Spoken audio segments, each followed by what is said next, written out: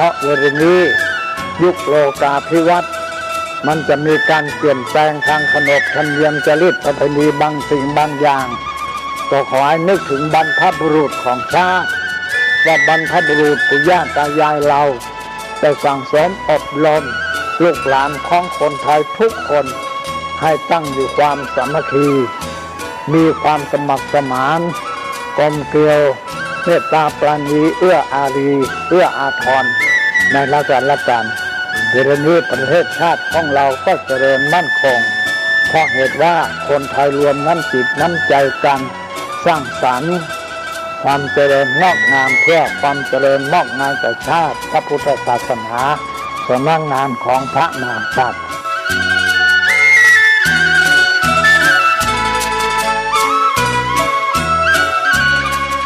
ธรรมะข้อคิดจากพระเดชพระคุณท่านเจ้าคุณพระเทพวิสุทธิคุณด้วยความปรารถนาดีจากสถานีวิทยุพระพุทธศาสนาคลื่นธรรมะเพื่อประชาชน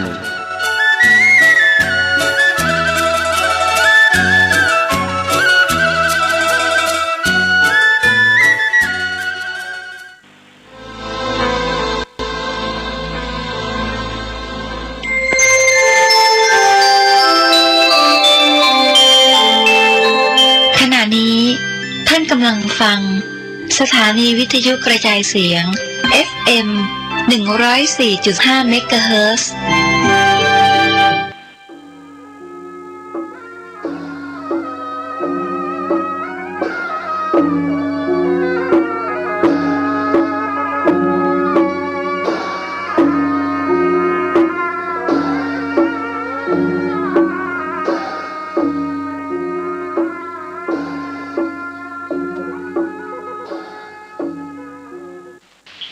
ความเจริญในธรรม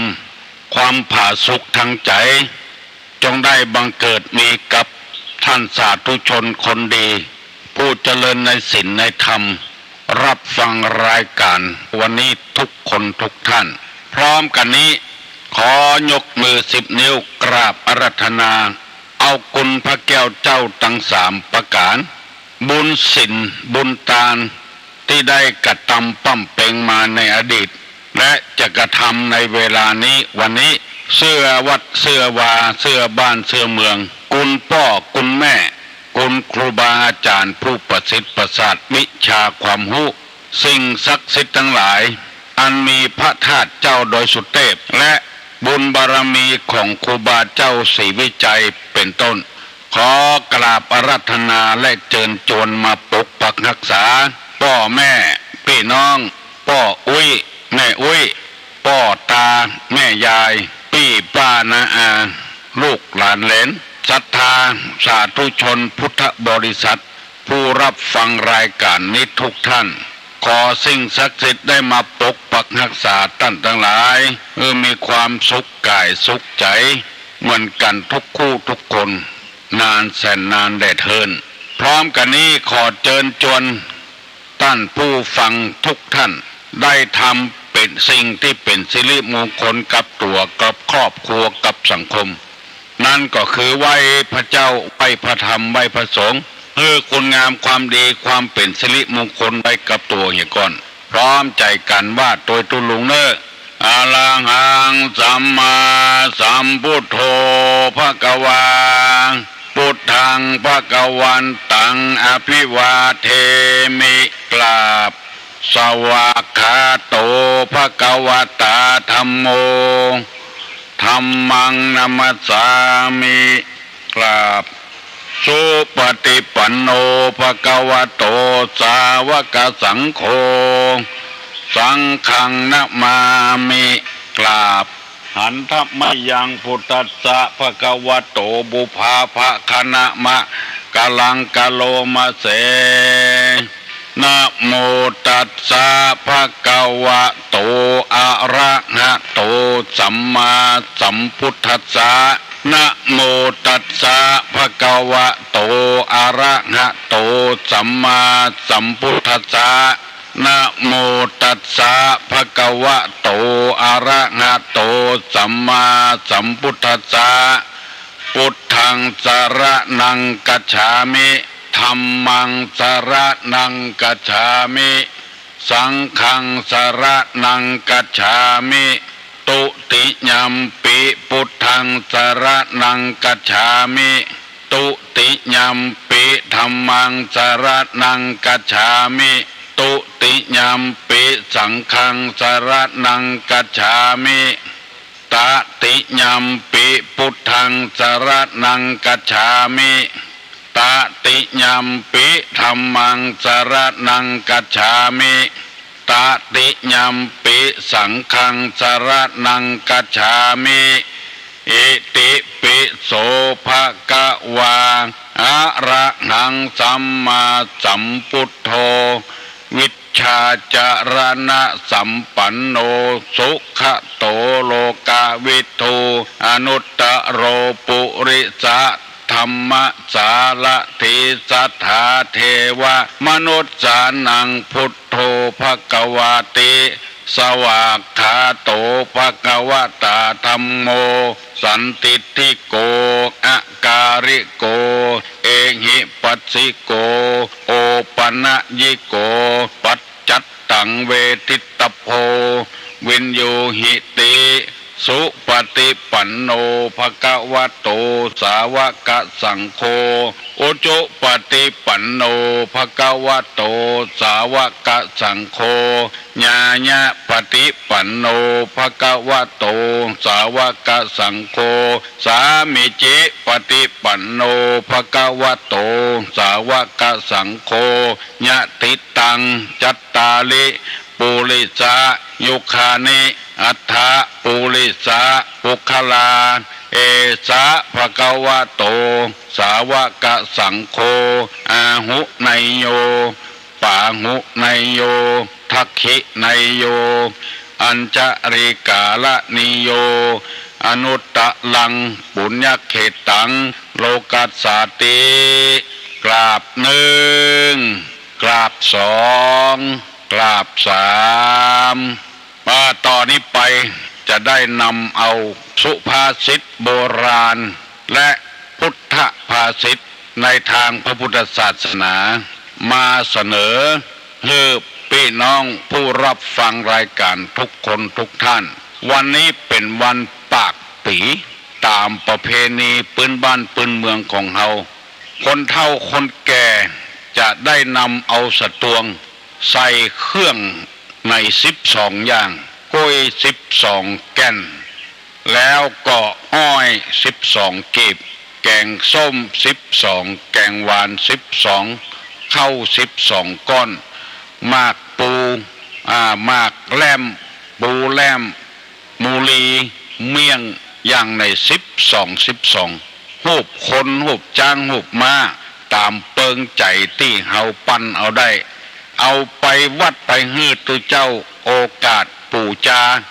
สะเดาะเคาะสะเดาะภัยเคาะปีเคาะเดือนเคาะวันเคาะยามเมื่อตุลุงเป็นตุหนุ่มๆมีแม่เฒ่าอยู่ในบ้านศาลาใน3-4 คนปากันมาปูจาวันปักปี5 โมง 6 โมงก็ปากันมาละเอาเสื้อเอาผ้าคนที่อยู่ในบ้านมาตยพอปูจาเสร็จแล้วก็เอาเสื้อน่ะใส่ลงสตวงแล้วตุเจ้าก็ปูจา เป็นการปูจาวันปักปีบ้านใดที่มีเต้าตั้ง4ประจำเปิ้นก็จะด่ากลัวฮือปูจานไปปูจาเต้าตั้ง4วันปักปีเสร็จแล้ววันนี้นี่อย่างอื่นจะบ่เนี่ยหยังจะเมียเนี่ยอย่างเดียวก็คือตั้งหน้าตั้งตาไปดำหัวเมื่อตะวานี้ดำหัวคนเฒ่าคนแก่ต่ำใกล้บ้านวันนี้จะไปกะไปหาพ่อผัวแม่ผัวไปหาพ่อเมียแม่เมียไปหาหมอที่เปิ้นเคยยุกเคยยาเฮาแล้วก็ไปหาครูบาอาจารย์ที่เฮาเคารพนับถือสุดแล้วแต่ที่เฮาจะไปคนใดมีบุญคุณกับเฮาการดำหัวตะกอนก็มีผ้าผ่อนต้นสบายมีผ้าขาวม้าอย่ามีเสื้อก็เสื้อพ่อเมืองบางทีก็มีเตวบางทีก็มีผ้าสิ้นเฮือแม่อุ้ยนุ่งบางทีก็มีข้าวแคบข้าวแตนติดแป่งมาเอาไปดำหัวคนเฒ่าคนแก่ที่เฮาเคารพนับถือที่มีบุญคุณกับเฮา การปฏิบัติอย่างนี้ฮ้องว่าปฏิบัติธรรมนิมิตตังสาธุรูปานังกตัญญูกตเวทิตาแปลว่าคนใดรู้จักบุญคุณของคนที่ทำกุลไว้ให้เฮาแล้วตอบแทนบุญคุณของเปิ้นเอาน้ำขมิ้นส้มปล่อยไปหดตินหดมือให้เปิ้นบาปที่เราทำมาด้วยกายด้วยปากด้วยใจมันก็จะอันตรธานไปอันนี้เป็นกรรมเชื่อทางคำโบราณคนเก่าคนแก่แล้วก็ประยุกต์ก็ในพุทธศาสนาเรียกว่ากตัญญูกตเวทิตาส้มปล่อยนี่มีฤทธิตามที่เราได้ศึกษาเล่าเรียนมาว่าควายทรปีเนี่ยทรปีนี่เป็นว่าบ่รู้จักบุญคุณของไผมันมีกำลังมันโจรป้อมันก็มีเจิงควิดกันไปควิดกันมามันจะการป้อมาแล้วปรากฏว่าเอาโก้นไปต่ำใส่ต้นส้มปล่อยที่เราไปดำหัวนี่นะฟักส้มปล่อยตกใส่หลังมันก็เลยมีกำลังฮึดขึ้นมาควิดป้อมันตายอันเนี้ยคนใดเนี่ยคือป้อคือแม่เป็นเพราะว่าคนทรปีเหมือนกับควายทรปีน่ะทรพีป้อมันชื่อทรพาลูกมันชื่อทรปีควิดลูกโกดควิดป้อมันตายเพราะส้มปล่อยตกใส่หลังควายทรปีนั่นมีกำลังเพราะฉะนั้นคนเอาชาวพุทธทั่วไปแล้วอันยังก็มีน้ำขมิ้นส้มปล่อยเวลาจะกินจะทานก็เอาน้ำส้มปล่อยไม่ใช่น้ำขมิ้นเพิ่นก็ว่าด้วยกันนะน้ำขมิ้นส้มปล่อยความจริงขมิ้นบ่ใส่กระส้มปล่อยอย่างเดียวเอาสมาโคตานได้ขึ้นที่จะต่ำได้ย่ำที่สูงได้ประมาทของตานโดยเจตนากับบ่เจตนาการลูกหลานให้ออดอันเอาเขากินก่อนตานนูนบ่ได้แบ่งปุ้นไว้เป็นสัดเป็นส่วนมือไว้ด่วนยับเอามากินบ่มีไผตัดสินว่าอันใดอันถูกก็เลยเอาน้ำส้มปล่อยเนี่ยแพทเนี่ยคือบ่ฮือเป็นบาปเป็นกรรมอันนี้เป็นนิยมกันพอออกไม่ออกที่ฟังตุลุงบ่เดียวนี่ถ้าจะเป่งไปหลายคนว่าเป็นจะได้เอาน้ำส้มปล่อยเวลาจะสุมาควตาในก็น้ำส้มปล่อยเวลาจะหดขอโทษขดศพที่ตายก็น้ำส้มปล่อยโทษที่ทำไปคือเป็นอโหสิกรรมเนี่ยมันแห้งถ้าจะบ่ได้ยินกำเตื้อฟังตุลุงเถอะมันตึงมีความหูไปเตือนน้อยเป็นจะอี้การเนี่ยอย่างก่อนน้ำส้มปล่อยเนี่ยไปสละสลงคนเฒ่าคนแก่บาปนั้นก็จะอันตรธานไปหายไปคนเฒ่าได้หันลูกหันหลานก็บางคนให้แตกให้แตนเขาน่ะคนเฒ่าน่ะโอ้บ่ได้หันหน้าลูกหน้าหลานมาเมินลูกหลานมาหารู้จักบุญคุณของคนเฒ่าคนแก่ให้เขาก็มีบ่เคยหันน้ำตาคนเฒ่าก็ให้ก็เพราะว่าใจดีได้หันหน้าลูกหน้าหลานยามเมื่อเฒ่าเมื่อแก่เนี่ยบ่ต้องการอย่างแล้วต้องการจะให้ลูกให้หลานเนี่ยเอาใจใส่ดูแลรักษาเพราะฉะนั้นภัยที่อยู่กับคนเฒ่าคนแก่พยายามแปลงใจเอาเนอะจะไปให้คนเฒ่าได้ผิดอกผิดใจเตื้อเปิ้นบดาออกทั้งปากก็ด่าทั้งจิตทั้งใจปุ่นคนเฒ่าด่านี่มันเป็นบาปเป็นกรรมกับตัวเฮาพยายามมันต้องมีคนเฒ่าตุลุงก็มีมันขี้จมขี้แซมเรื่องเขาเกิดได้เขาก็ย่างเหี้ยคนเฒ่าบางคนนี่บ่ย่างจมอยู่แบ่มกันลูกหลานตั้งไก่มาซอเขาบ่ได้กินอย่างกับเขาเอาซ่อนกินลักกินก่อนสู่บ่มาหาแม่บ่ได้กินอย่างลูกหลานอยู่ตั้งหลังซับประกอบเขาใส่คนเฒ่าขี้แซมคนเฒ่าสับปะรีอยู่กับลูกกับหลานถึงวันกินกับลูกกับหลานไปซอเงือลูกหลานไก่อันเนี้ยเพิ่นฮ้องกันว่าพี่น้องไก่กินของฝากพี่น้องไก่กินสร้างมองไปดำหัวเหี้ยเน้อไผได้พิษน้องคลองเทียงกับไปก็สุมากะละวะกันเนี่ยคือมันหมดวันปากปีปากนี่ก็เป็นที่หูทั่วไปอย่างมันเข้าที่ปากนั่นนะด่าก็ที่ปากนั่นนะแซมก็ที่ปากนั่นละลุบลายหายสูญไปเหียบ่ถ้าเป็นกรรมเป็นเวรเนี่ยกับกันเป็นหนี้เป็นสินกันไปคล้ายๆก็เป็นหนี้นะเอาไปใส่หนี้ใส่สินเนี่ยหมดเรื่องไป หมู่นี้เป็นต้นได้รับบุญคุณกับไผรู้สึกว่าคนนั้นเป็นคนดีนะถ้ารู้จักบุญคุณนะแต่ก่อนเพิ่นยังเอามีดเอามุยเอาไอ้อย่างเครื่องมือนะเอามาดำหัวโลกคนแต่ก่อนนะเครื่องมือหากินนะเอามาดำหัววันปากปีเนี่ยเอาน้ำเขามีนคนปล่อยพระอย่างเอาได้กินกระเปิ้นเป็นข้องเป็นแซะเป็นจำมือเนี่ยบ่น้ำชมมินคนปล่อยเขาพระได้หากินกระเปิ้นเหือข้ามน้ำนี่ก็เปิ้นเอาน้ำเขามีนคนปล่อยพระอย่างรถยนต์รับจ้างนี่ก็เหมือนกันดำหัวรถยนต์เนี่ยเป็นจ้างเป็นม้าเป็นงัวเป็นควายเปิ้นดำหัววันปากปีเนี่ยอันนี้นำมาเสนอให้พี่น้องทั้งหลายได้หูเครื่องมือที่เอาหากินเนี่ยเอาได้อยู่กับมันกินกับมันก็เพราะมันบ่มีมีดบ่มีมุ้ยบ่มีเลื่อยบ่มีซิวบ่มีขัดแจที่อันซ่อมรถซ่อมรางกันมีมันก็บ่ได้กินนะเนี่ยเปิ้นว่ามันมีบุญมีคุณคนอย่างนี่เป็นคนใจอ่อนรู้จักบุญคุณของพ่อของแม่ครูบาอาจารย์สละสลงไปเด้อเนอวันนี้ตุลุงจะได้นำเอากรรมโบราณที่เปิ้นว่ามันตายหลังด้านขี้ค้านตายหลังฮักมันตายหลังด้านขี้ค้านตายหลังฮักมันก็ตายขี้ค้านก็ตายกรรมนี้หมายความว่าจะใดคือแบบเนี้ยเนี่ยการนักล้ำไปจนตังหลังพอด้านน่ะพอโพดดุกแทดดุกถูกแดดถูกฝนมันมาเผามาผ่านตั้งหลังเป็นแอวกดแอวกล่องไปอย่างอันนี้หลังด้านคนเฒ่าบางคนนี่อยู่บ่ได้เฮ้ยบ้านศาลานี่ก็มีบ้านไหนก็มีบ้านปะควายก็มีบ้านปากแงะก็มีบ้านพระเจ้านั่งโกนก็มีสันเมืองก็มีบ้านหน้าค่ายก็มีพันนอนก็มีป่าหวกแม่หยวกบ้านต้อเมืองลัง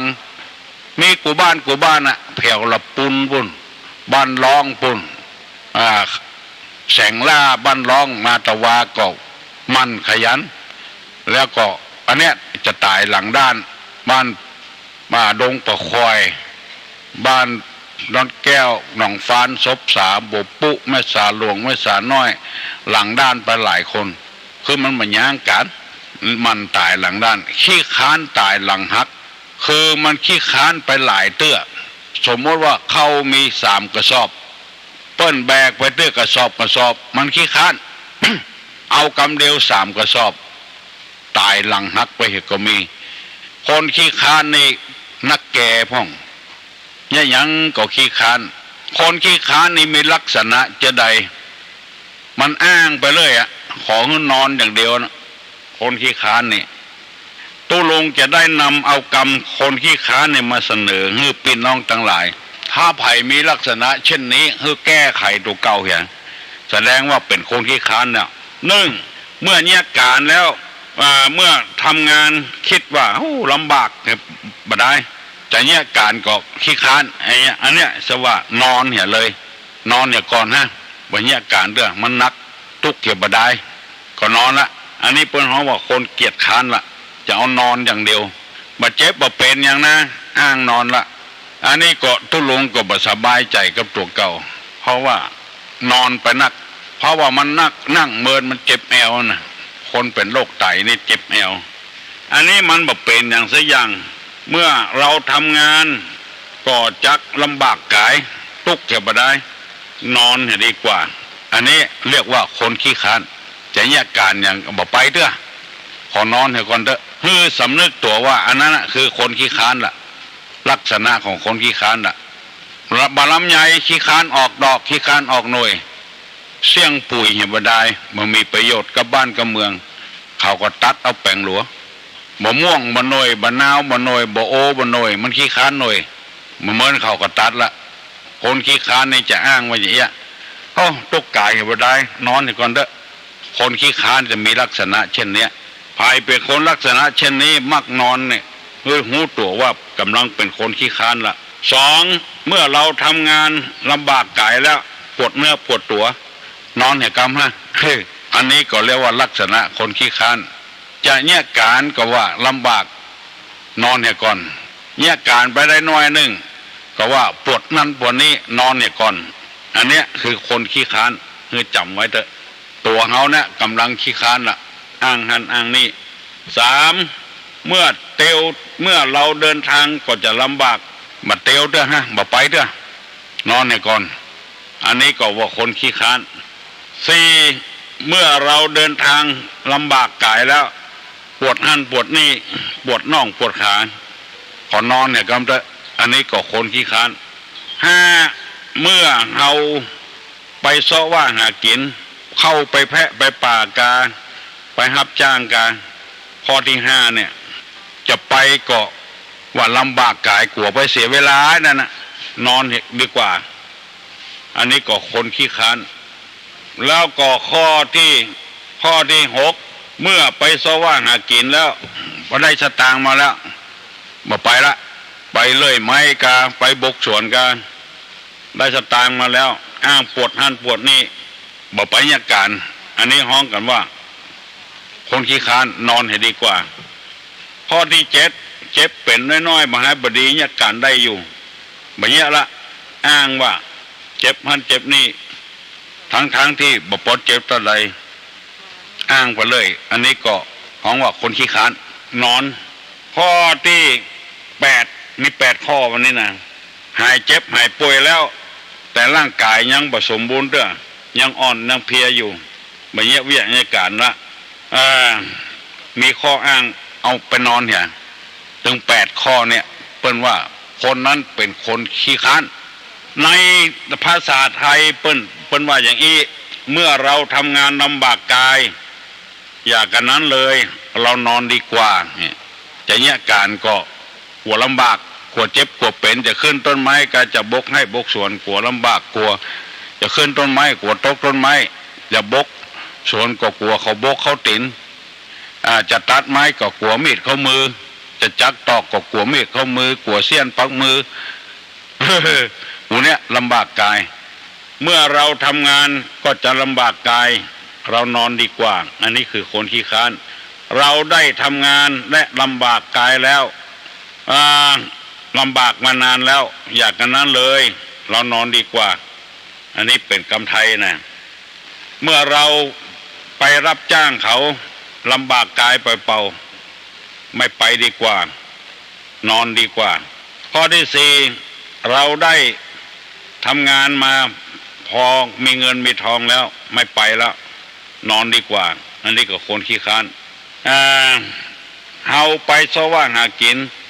ได้ทรัพย์สมบัติมาแล้วบอกควรทำการทำงานต่อไปก่อนนอนข้อที่หก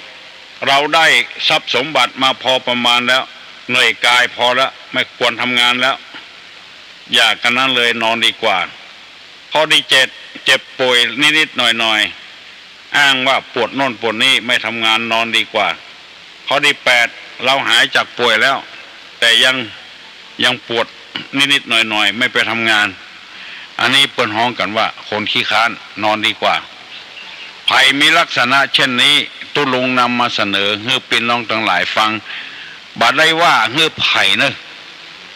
บางคนอย่างอันอย่างอี้เฮาบัดได้ว่าให้ไผ่แต่ว่านำมาเสนอเหมือนกับเปิ้นเอาสินค้ามาขายนะกะเฮาไปกาดไปลีนะกะลีเป็นกาดเป็นลีนี่เป็นกรรมลีนี่เป็นกรรมของพม่ากรรมของเงี้ยวเขาก็เลยว่าไปกาดไปลีไปกาดไปลีนี่เป็นกรรมเงี้ยวนั่นแหละงดตัวอย่างนะเอามาอู้หูฝันฟังกันเลยไปกาดไปลีไปหันเปิ้นขายกะปิน้ำปลาเกลือเฮาบ่สนใจเฮาก็เหมาเนี่ยเฮาถ้าสนใจอันใดเฮาไปซื้ออันนั้นเฮาก็เอามาเหมือนกับธรรมะที่ตุลุงนำมาเสนอมาบรรยายให้พี่น้องวงศาคณะญาติทั้งหลายฟังเนี่ยถ้าไผบ่ชอบก็บ่ทว่าอย่างกันถ้าไผชอบก็นำเอามาคิดมาใจเหี่ยคือพิจารณาตามเนี้ยว่าเฮาเป็นคนขี้ค้านกับเป็นคนมันกันเอานอนเป็นประมาณน่ะจักอูลูกยังบ่รับเพื่อแม่รับไปละคนพอดแล้วลูกมันให้คำอูปล่อยให้แวอ้างสะปะสะปืนอย่างเขาว่า ไอ้สมสุมานะเมียมันขี้ค้าน ลงมาเมื่อเจ้าไอ้สมสุมาเตอะข้าขอวักเข้าใส่ให้เอาดังไฟก่อนดังไฟแล้วสู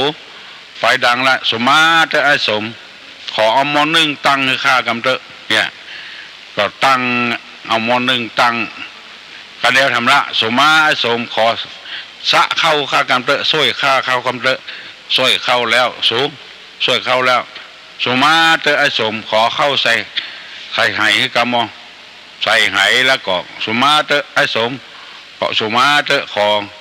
เฝ้าให้เข้าข้ากำมอเนี่ยไอ้น้อยมันมารับเถอะสุมาพุทธเสียงจนปลดให้เข้าจนเอาใส่กล่องเรียบร้อยหมดแล้ว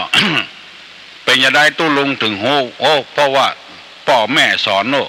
ตั้งแต่น้อยมาแล้วสะเข้านึ่งดังไฟอย่างสะปะสะปืนอะปลดเข้าแล้วกโกนเอาน้ำมาเหี่ยใส่ถ้วยมาเหี่ยเอาตาหัวเข้าแล้วก็เอาตาไม่ดำคนเข้าเวลาจะเอาเข้าใส่กล่องก็เอามือน้ำจุบมือแล้วก็ปั้นเป็ดกันเอาใส่กล่องไว้ไล่กูยังอ่ะอันนี้ก็ไอ้สมก็โดนสุมากูยังอ่ะเปรียวแกงเสร็จแล้วดาขันโตก็สุมาเถอะไอ้สมกินเสร็จแล้วก็สุมาเถอะไอ้สมยกขันโตขึ้นข้ากำมองสะปะสะปืนโอ้จนซักผ้าซักครัวก็สุมาหมดอ่ะไอ้สมซักหมดอ่ะตอนจะร้อนนี่ก็สุมาเถอะไอ้สมขอร้อนผ้ากำเถอะ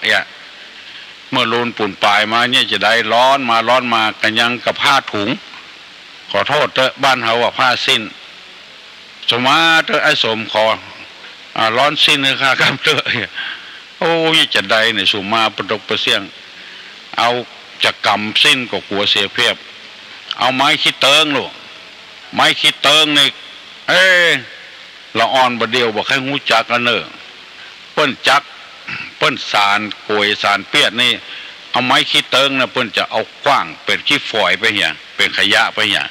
เปิ้นอย่าเอาตังผิวมันนะมาสารอันนี้ไม้ขี้เติงจะมีตาเก่าไม้ขี้เติงเนี่ยก้อนสิ้นเมียอย่างเปิ้นเดินพาเลท นำทางหน้าต้มมาเพียติ่งก็ได้ผ้ามันหลุดกะไอ้สมตักหงายลงตกกันไดพุ่นด่าตัวเก่าอ่ะหาจะตายกับสุมาเนี่ยบ่าอันเนี้ยที่เขาว่าหาจะตายกับสุมาเนี่ยเป็นว่าไอ้สมมันเอาไม้ขี้เติงไปก้อนผ้าถุงเมียแล้วก็ผ้าถุงรุดตากหงายลงคันไดพุ่น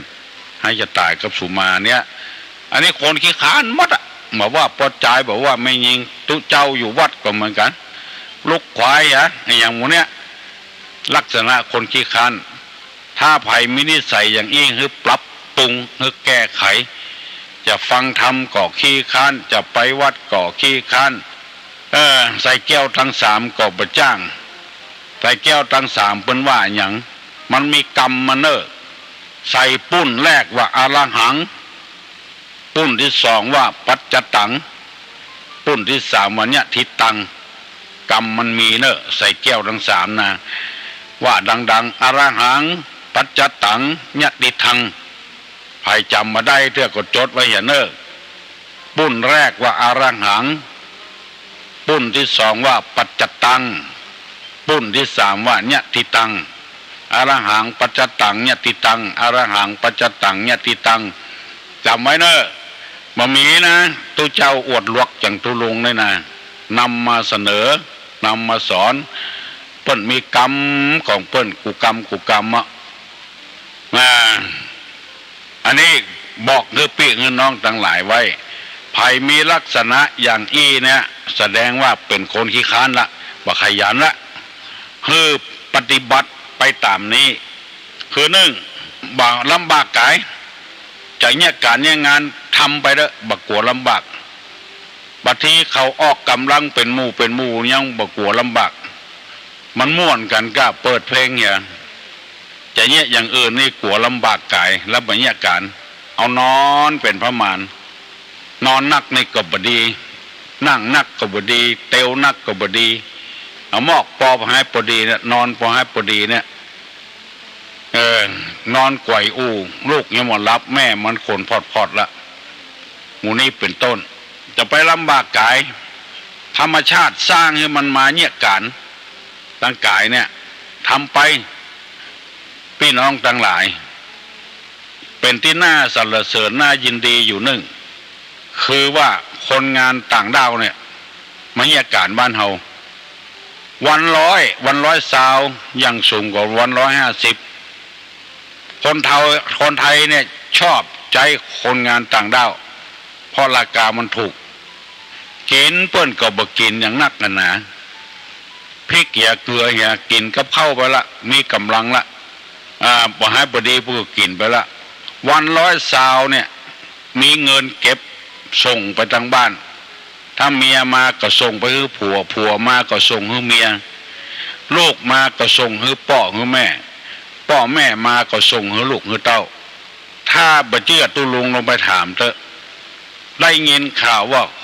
คนที่มาขายแรงงานเนี่ยคนต่างด้าวเนี่ยมาอยู่เมืองไทยเนี่ยฟังตุลุงว่ะปากันฟังอันนี้มันบ่ใช่ต่างด้าวตัวใดบ่ใช่มันอยู่เขตพม่า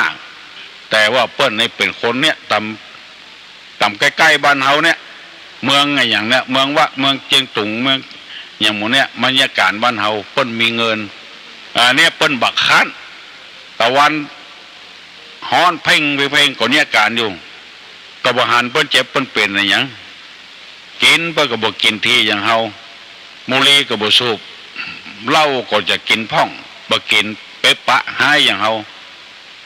อันนี้ของคือคนมั่นขยันอันนี้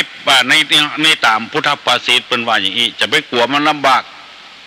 จะไปกลัวมันทุกข์มันยากร่างกายนี่สร้างมาให้ยาการหมดข้อแขนตั้งแต่เก้าแห่นี่ก็มีข้อต้วงได้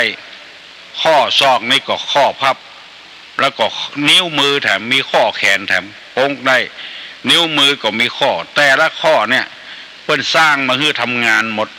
บัดใจเป็นอาวุธอย่างสิอย่างอาวุธของคนนี่บ่มีสิอย่าง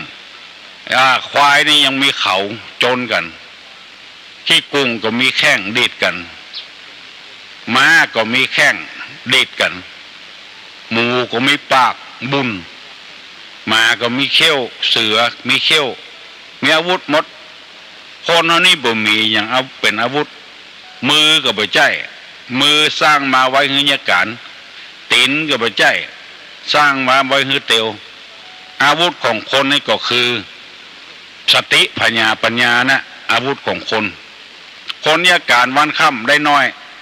คนที่ใจสมองได้นักอย่างที่ได้ยินข่าวว่าเปิ้นก่อมอบกันเปิ้นจ้างกันไปเปิ้นฮื้อคนร้อยหัวหน้าคิวเอาไปอย่าง10 บาทแล้วก็คนได้ไปก่อมอบได้90 บาท10 บาทถ้า10 คนก็ได้100 บาทละถ้า20 คนก็ได้200 บาท30 คนก็ได้300 บาทคนกินหัวคิวแบบนี้อย่างสักอย่างได้300คนไป30 คนได้คน90 บาทเพราะเขามันใจสมองใจมันสมองเป็นอาวุธเพราะฉะนั้นอย่าไปลืมว่าคนเขามีตีนมีมือเป็นอาวุธอย่าไปคิดว่าอย่างนั้นนักปราชญ์อาจารย์เพิ่นว่าอาวุธของคนก็คือมันสมองคนที่มีมันสมองเนี่ยรวยเว้ยแล้วก็จนเว้ยโดยเหมือนกันเพราะฉะนั้นตีนมือเนี่ยใจไปจะไปอ้างว่าปวดหั่นปวดนี่มันถึงมียารักษาโรคอยู่คนลักษณะเช่นนี้เป็นคนมัน2เมื่อได้ทำงานลำบากกายแล้วก็อย่าไปนอนมันฝึกไปมันถึงคล่องไปคนเดียวเมื่อหดทีนี่จะมีน้อยปวดหั่นปวดนี่เงินไปมันเกยไปมันก็จะหายไปเพื่อแก้ด้วยวิธีเนี้ยเมื่อเอาเตียวตังจะเตียวตังกับบ่เตียวลำบากเอารถไปรถถีบก็ลำบากเอารถเครื่องไปหมู่เนี้ยมันย่ามไปเห็นแล้วเตียวบ่ได้แล้วเพราะฉะนั้นบ่ให้พอดีเสี่ยงกับน้ำมันรถก็เตียวไปในบ่ฮื้อใจจ่ายสุรุ่ยสุร่ายเมื่อเตียวไปแล้วอ่อนไปให้พอดีเตียวไปแถมมันเข้ามันก็จะหายไปคนเดียวมันคล่องมันชำนาญไปแล้วเมื่อเอาไปรับจ้างมันบ่ได้จะไปฟังนอนเถอะไปแถมเมื่อไปได้ไปแล้วเหนื่อยกายก็ไปแถม เหมือนเข้าก็ได้คนเดียวเมื่อได้ของมาแล้วเฮือเอามาแถมจะไปฟังนอนกินนั่งกินเด้อเจ้าบ้านเจ้าจองไผ่ก็ตามเด้อได้แล้วได้แถมมันเปาะบางรายนี่ได้สตางค์มาแล้วรับเงินเดือนมาแล้ว2 วันแรก3 วันแรกต้นเดือนบอกไปเถอะสตางค์พอจะหมดไปแถมมันเหมือนกับน้ำที่อยู่ในหม้อตักไปเรื่อยๆมันบ่ออกมันเหมือนน้ำในบ่อน้ำในบ่อนี่มันออกบ่อมาแถมมันไผ่มาตักมันก็บ่แห้งสะเตื้อเป็นห้องน้ำบ่อจุ่มทรายคนเฮารายได้ก็เหมือนกันได้แล้วมันนอนกินเนี่ยบรรยากาศงานแล้วมันบ่มีอย่างมาตุ้มมันเหมือนน้ำออกบ่อเหมือนกับน้ำอยู่ในหม้อน้ำอยู่ในหม้อนี่ตักออกเท่าใดมันก็เสี่ยงตัวอันรายได้ของเฮามีเท่าใดก็พยายามให้มันได้แถมเพิ่มเติมเสริมต่อขึ้นมาแถมการศึกษาเล่าเรียนก็จะไปย่างดูหนังสือไปอ่านหนังสือไป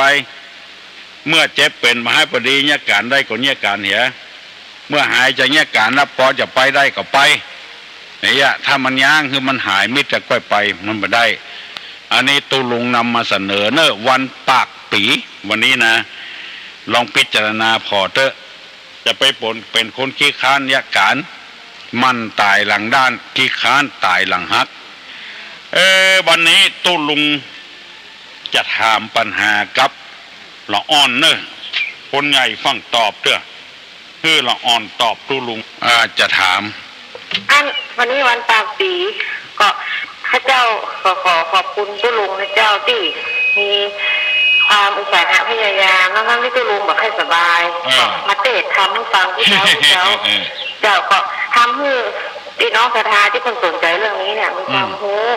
แล้วก็กึดได้สักเดือนมันก็กึดมาได้พอตุลุงมาด้วงอย่างผสมสุมาเนี่ยก็ตอนนี้ใจหัวละสายผสมไม้เจ้าก็เป็นโคนี่อันเหมือนกันโอ้ย่างเนี่ยเนอะเจ้าก็จับเน็ตเหมือนกันนะโอ้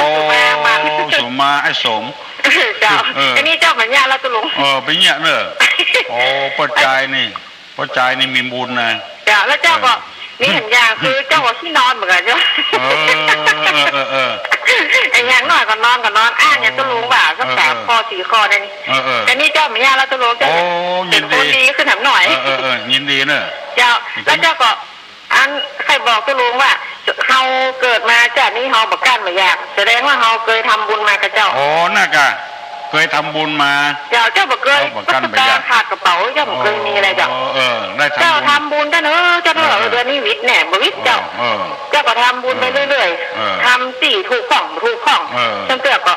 อย่างว่านะอย่างพระธาที่เคยโทรมาบอกตุลุงว่าจนเตือก็โดนที่เจ้าสมุดใจเหมือนกันแต่เจ้าคิดว่ามีอีกุโตนเนาะมีกุโตนเจ้าตุลุงแบบว่าสอนไม่ยิงคนนั้นว่ะโยงคนนั้นว่าอย่างก็ทิกมันที่เพชรกูแกนถูกใจมากๆเลยน่ากะเจ้าขอบคุณตุลุงแทนหมู่ศรัทธาญาติโยมที่กรุณาสละเวลากรุณาอิดอ่อนสอนศรัทธาชาวบ้านทั้งตุลุงผมจะใครสำหานก็ได้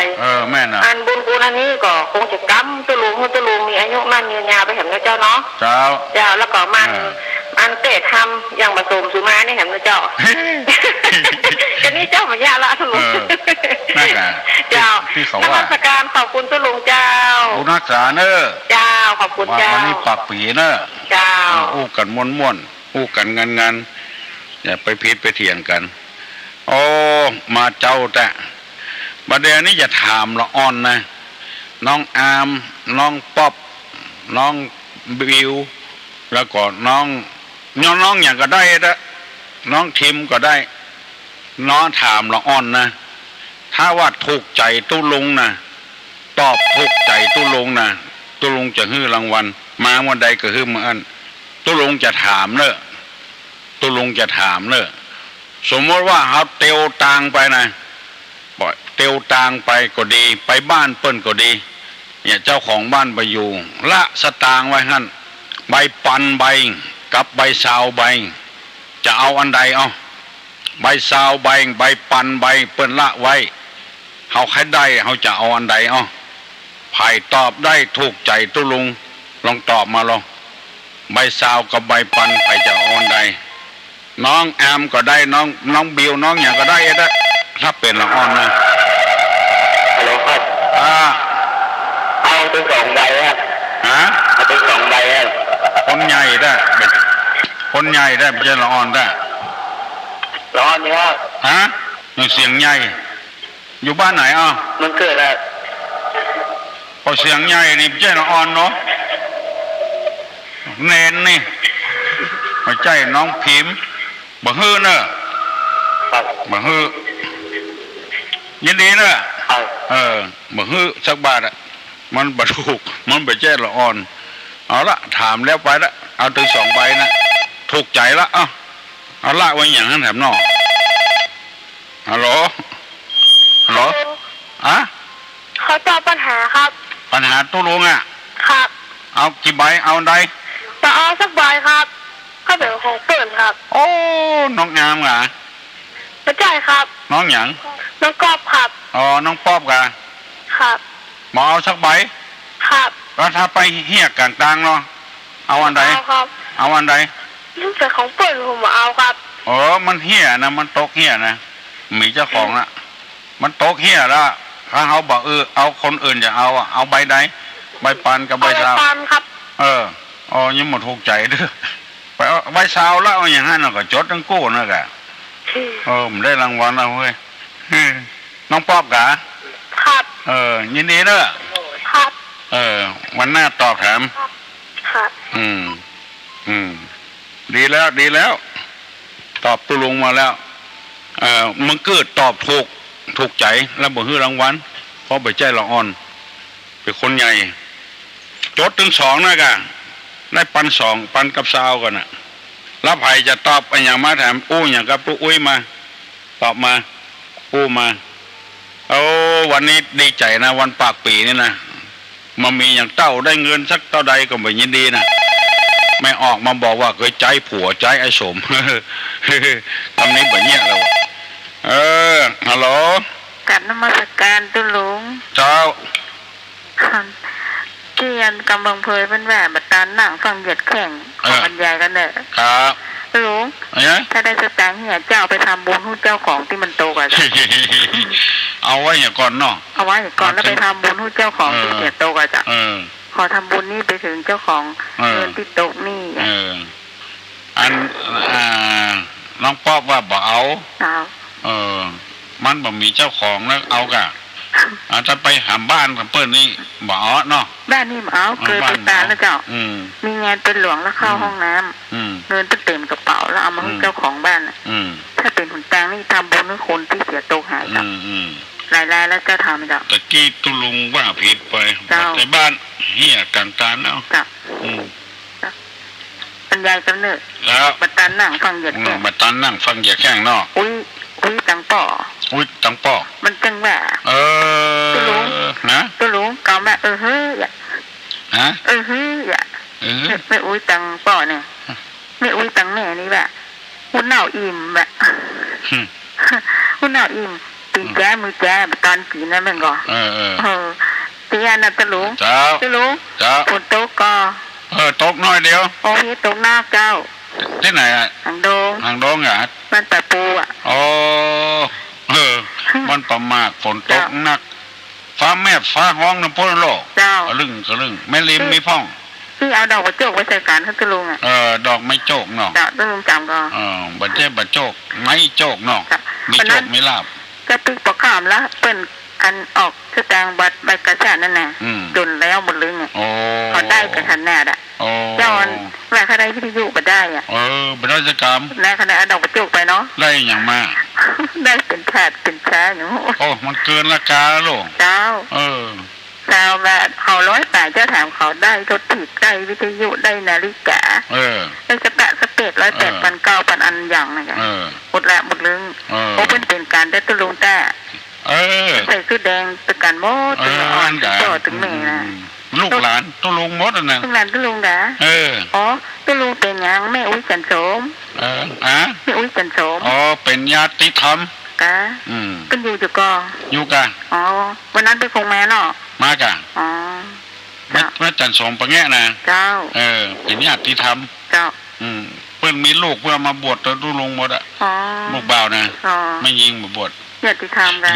ญาติธรรมจ้ะมันเหนือมันใต้กันนะตัวทีมน้อยเขาได้คนการหลอดไฟเกียร์ขันตะลุงมันเกิน5 บาทไปหมดหรอเจ้า100 บาทจะถามเขาเนี่ยชาวบ้านจะไปเอาอย่างเพื่อนไปได้อยู่เนาะแม่นเนาะชาวบ้านได้ทำบุญไปตุลุงนะคะโอ้ทำบุญเจ้าเงินนั่นกับไปไหนหรอเจ้าเอาเปาะเงินมูลนิธิมอดอ่ะเจ้าละอ่อนกับมาเอาตังค์สักบาทอ่ะเอาดอกกระจกไปขอมันได้เจ้าสิโพนี่นะเตือนเอาตุลุงเนาะมาจัดการเจ้าบ้านปะปูเนาะเจ้าโอ้ดีใจที่มีคนฟังแล้วเข้าใจฮัลโหลมาจัดการเจ้าตุลุงจำได้กับเจ้าว่าไปรับหัวตุลุงเนี่ยคำน้อยเจ้าคำน้อยบ้านร้องเจ้าจำได้ละดีใจขนาดเลยที่ป้าตุลุงอ่ะโอ้หม่นอกหม่นใจได้เจ้าแต่ว่าต้องทายหูกับตุลุงเลยเดือนมันบอกว่าจะเอาไปอัดชื่อเอามาส่งให้ตุลุงเขาเนอะจะได้เป็นพยานว่าญาติธรรมทางวิทยุเนาะและถ่ายรูปพร้อมกันกี่เขาไงล่ะยังเจ้าเรียนได้จะรู้เจ้าโชคดีวันปากปีเธอม่วนอกม่วนใจกับกันเนอปากม่วนอู้ม่วนจาหวานกินข้าวลำกินน้ำลงตุลุงดีใจที่ใจผัวเนี่ยการนะปัจจัยนี่มันมีบุญนักหรือไม่ยิงนะจะไปว่าคือไม่ยิงก็ปัจจัยมีสิทธิเท่าเดียวกันบ่ได้มันเป็นธรรมชาติแล้วแม่กระปูเนี่ยมันเป็นท้องจะเป็นคนอย่างจะไปใจคือเปิ้นเนี่ยการนักลำไปฮินดูเปิ้นเกิดมาแถมชาติเนี่ยคือระวังเด้อเปิ้นจะใจเขาจะล็อกเนี่ยใจกันพ้องอันใดที่ไม่ยิงเนี่ยบ่ได้ทำมาได้ก็ใจคือปัจจัยเนี่ยได้อันนั้นเป็นธรรมดาใจเอานี่มันบ่ได้มันบ่ดีหันเปิ้นว่าเปิ้นใจอ่อนน้ำไปกับไปใจของเปิ้นน้ำไปก็บ่ดีขอฝากไว้เนอะไม่ยิงตั้งหลายกูคนที่ฟังตุลุงวันนี้นะที่เคารพและศรัทธาเลื่อมใสในตุลุงก็ในคำสั่งคำสอนหมู่นี้ก็จะไปเนี่ยจะไปใจให้ผัวเนี่ยฮะก็เรียกให้อย่าตายกับสุมาเนี่ยบ่ายทั้งหมด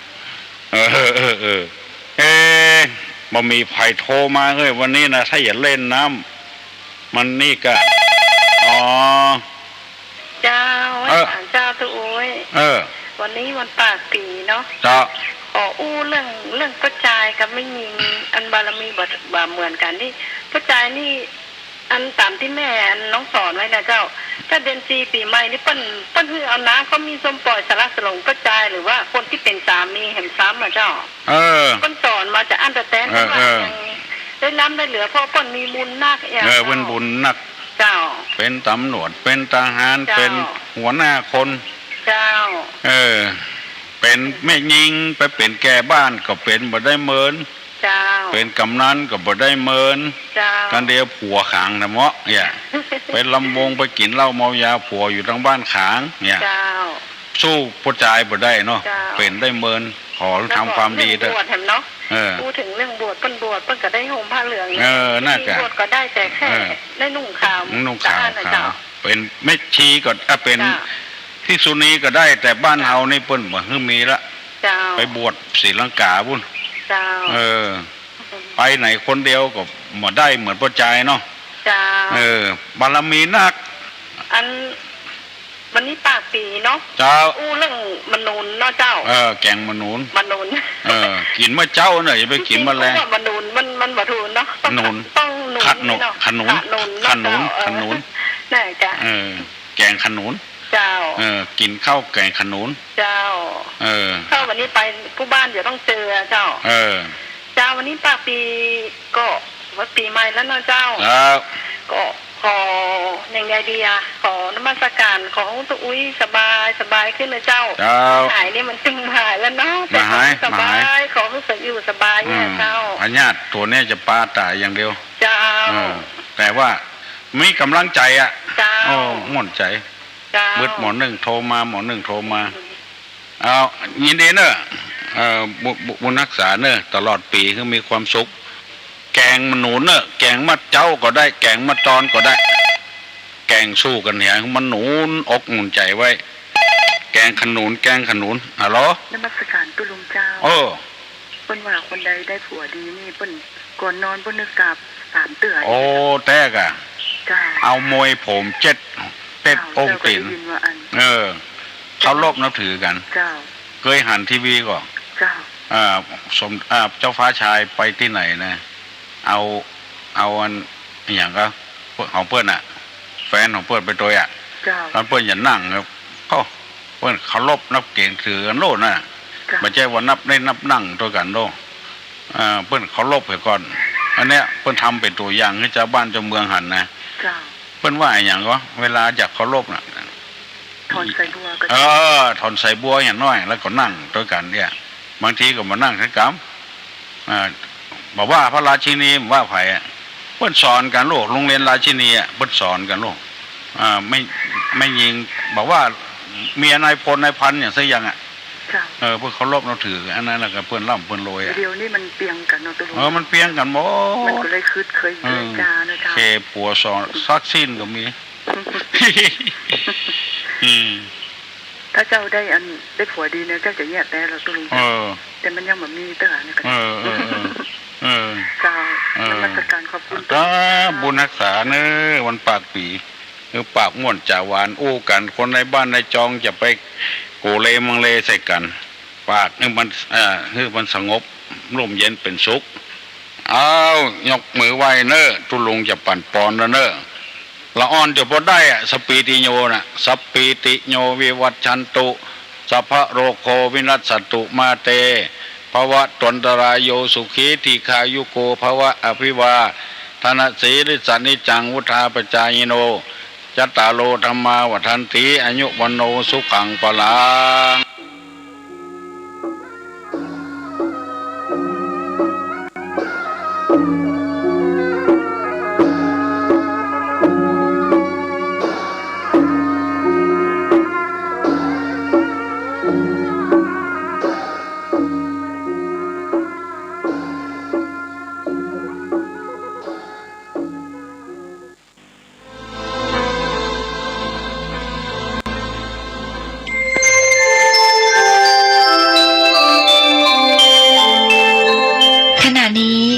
ท่านกำลังฟัง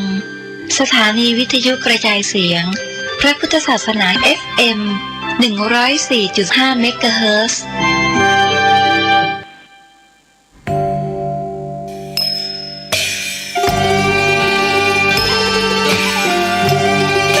เนื่องในวันคล้ายวันกำเนิดครูบาเจ้าศรีวิชัยและครบรอบ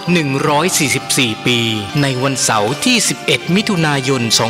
2565 นี้มูลนิธิครูบาศรีวิชัยจังหวัดเชียงใหม่ขอเชิญชวนชายไทยผู้เลื่อมใสในพระพุทธศาสนาและศรัทธาครูบาเจ้าศรีวิชัยสมัครอุปสมบทเป็นพระภิกษุจำนวน9 รูปเป็นเวลา9 วันเพื่อเป็นสิริมงคลแก่ตนเองและครอบครัวเป็นรุ่นที่23รุ่นเสริมสรรพมงคลอุปสมบทณวัดพระสิงห์วรมหาวิหารแล้วเข้าไปฝึกปฏิบัติวิปัสสนากรรมฐานที่วัดร่ำเปิงตะโปธารามผู้สมัครจะต้องมีอายุ20 ปีบริบูรณ์ขึ้นไปไม่เกิน45 ปีไม่เคยอุปสมบทเป็นพระภิกษุมาก่อนต้องเข้าฝึกต้องจำคำขออุปสมบทได้ไม่น้อยกว่า4 ครั้งและต้องอุปสมบทได้ครบ9 วันไม่ต้องมีรอยสักที่อาจทำให้เสียภาพลักษณ์ของพระภิกษุสงฆ์ผู้อุปสมบทไม่ต้องเสียค่าใช้จ่ายใดๆแต่อาจจะร่วมบริจาคตามแต่จะมีจิตศรัทธาได้ผู้สนใจ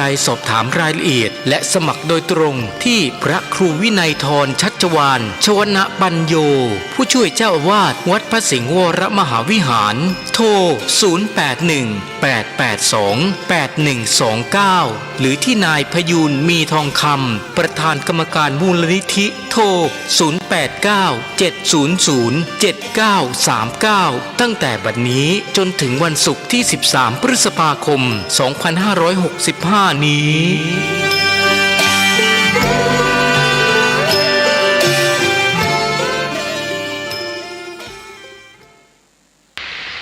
พุทโธมังคลสัมพุทโธสัมพุทโธติปตุตตโมพุทธมังคลมากรรมะสัพพตุขาปมุญเจเลธัมโมมังคลสัมพุทโธกัมพิโลตุตตโสอนุธรรมะมังคลมากรรมะสัพพพัญญาปมุญเจเลสังโฆมังคลสัมพุทโธวระตะคิณโยอนุตตโลสังฆมังคลมากรรมะสัพพโลกาปมุญเจเลอิชิตังปฏิตังตุมหังคิปะเมวะสมิจตุสัพเพปุเรนตุสังกปาจันโตปนะลาโสยถามะนิโจติลาโสยถาเพจะสทาลนะ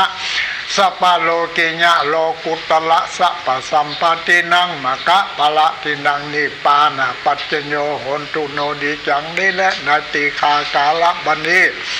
เทศกาลปีใหม่แก้วพญาวันก็มาจูจอดรอดถึงตั้งยังมูลศรัทธาอุปาสกะอุปาสิกาทั้งหลายปะได้ละสายังฮิตสาลีดประเพณีอันดีอันงามมีมาแต่ก่อนบหอนสุนาเสียปุณณะเมื่อไปลูนก็ได้ทำนงคงควายตกแต่งเป็นนองนำมายังมาทูบุผังบุผาลาจารเป็นก็โดยนำคำบินสมปล่อยมัทะปนาถอยเป็นตาลเพื่อปูชาพระรัตนตรัยพระพุทธพระธรรมพระสงฆ์และเพื่อสักการะปูชาพระพุทธพระธรรมพระสงฆ์และพาภายบุญกุศลประถึงเทพเจ้าเหล่าเทดาภูมิลุกขะปัปปตาชกากามาวาจาระอินทพรหมยมราชคุณนั่งน้ำปรมัยสวนกับดังนางแม่ธรณีเจ้าตีผีเลื่อนปกปักรักษาเก่งะสถานบ้านเรือนของตนก็ดีไร่นาสวนก็ดีปกปักรักษาต้นไม้ลำธารก็ดีก็ขอให้ท่านทั้งหลายเหล่านั้นมารับทราบอนุโมทนาของกินของทานตามประเพณีเดือนปีใหม่แก้วปัญญาวันในข่าวครั้งนี้มูลศรัทธาได้คนควายทูบเทียนดอกไม้มาปูชาเพื่อแผ่กุศลละเตตนาอันดีนี้ไปถึงบรรพชนของตนบรรพบุรุษของตนผู้ร่วงรับดับขันไปสู่ปโลกปนาปกรับทราบอนุโมทนาของกินของทานลูกหลานได้ฮือทานขอเป็นหิตะสุขะประโยชนะติวิธาธรรมนั่นจงมีกายกัมมังวจีกัมมังมโนกัมมังสันทิจะอาสันทิจะอาติตะโตสะอนาคตะโตสะปัจจุปนะโตสังสปังทุสังคมันตุโต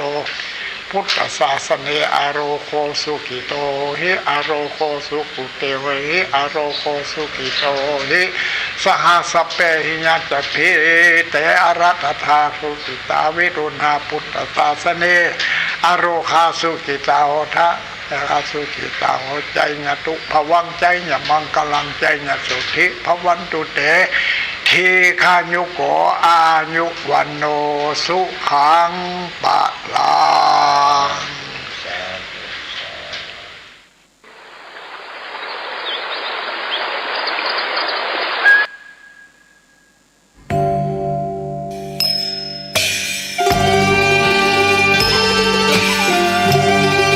เนื่องในวันคล้ายวันกำเนิดครูบาเจ้าศรีวิชัยและครบรอบ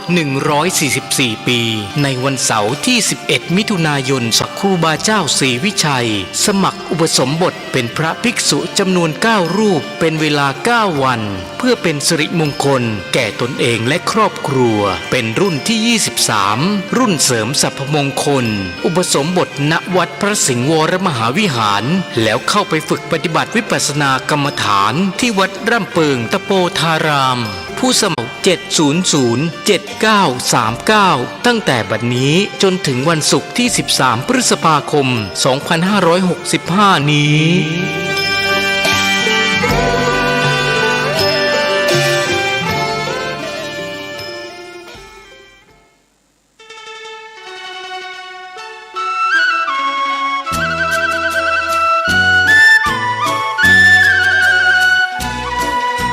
ภัยทั้งหลายที่ผ่านพ้นไปนั่นสุขบ้างทุกข์บ้างมันเป็นธรรมชาติของชีวิตแต่ขอทั้งวัดทั้งบ้านทั้งราชการทั้งโรงเรียนครูบาอาจารย์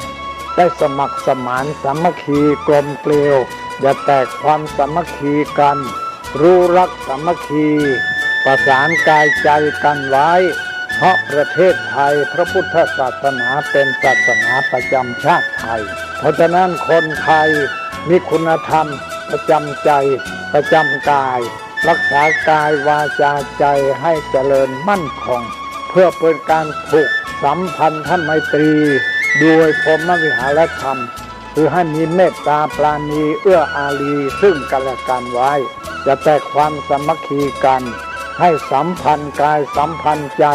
ในกันและกันไว้อย่าแตกความสามัคคีประเทศชาติเราก็เจริญมั่นคงเศรษฐกิจเราก็เจริญมั่นคงสังคมเราก็เจริญมั่นคง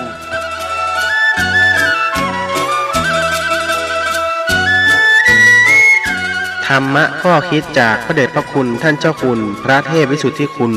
ด้วยความปรารถนาดีจากสถานีวิทยุพระพุทธศาสนาคลื่นธรรมะเพื่อประชาชน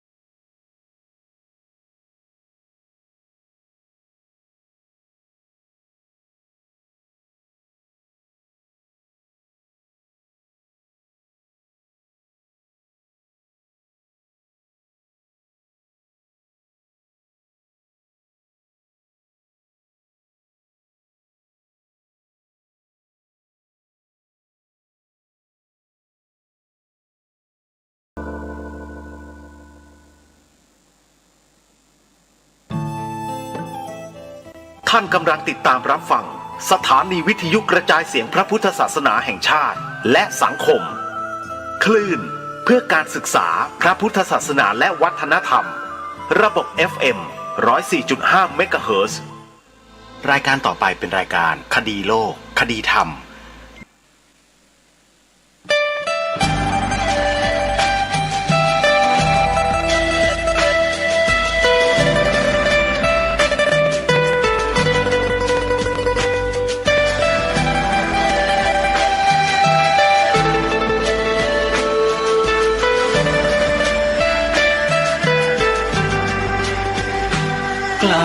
คิดก็ต้องกล้าทำอย่ากลัวถ้าทำความดีเป็นศึกษาปัญหาให้ทันท่วงทีเมืองไทยจะพัฒนากว่านี้รายการดีๆคดีโล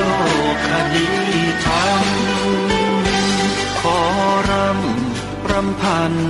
บรรยายความคิดเครื่องหมายแห่งสีทั้งสามงามถนัดขาวคือบริสุทธิ์สีสวัสดิ์หมายพระไตรรัตน์และธรรมะคุ้มจิตไทยแดงคือโลหิตเราใสซึ่งยอมสละได้เพื่อรักษาชาติศาสนาน้ำเงินคือสีโสภาอันจอมประชาพระโปรดเป็นของส่วนองค์จับริ้วเข้าเป็นไตรรงค์จึงเป็นสีธงที่รักแห่งเราชาวไทยทหารอวตารนำไปยงยุทธวิชัยวิชิตก็ชูเกียรติสยามประเทศไทยที่เจริญมั่นคงมาได้จนถึงทุกวันนี้มิได้เกิดขึ้นจากความหวาดกลัวอย่างคลาดเขลาแต่บรรพบุรุษไทยของเราทุกยุคทุกสมัยล้วนแต่มีความกล้าหาญและชาญฉลาดปกป้องเอกราชสร้างชาติให้เกิดความมั่นคงโดยมีธงแห่งพระไตรรัตน์เป็นเครื่องนำชัยจึงเป็นที่มาที่ไปของรายการคดีโลกคดีธรรมกล้าคิดก็ต้องกล้าทำอย่ากลัวถ้าทำความดีเป็นศึกษาปัญหาให้ทันท่วงทีเมืองไทยจะพัฒนากว่านี้รายการดีๆคดีโลกคดีธรรมรายการดีๆคดีโลกคดีธรรม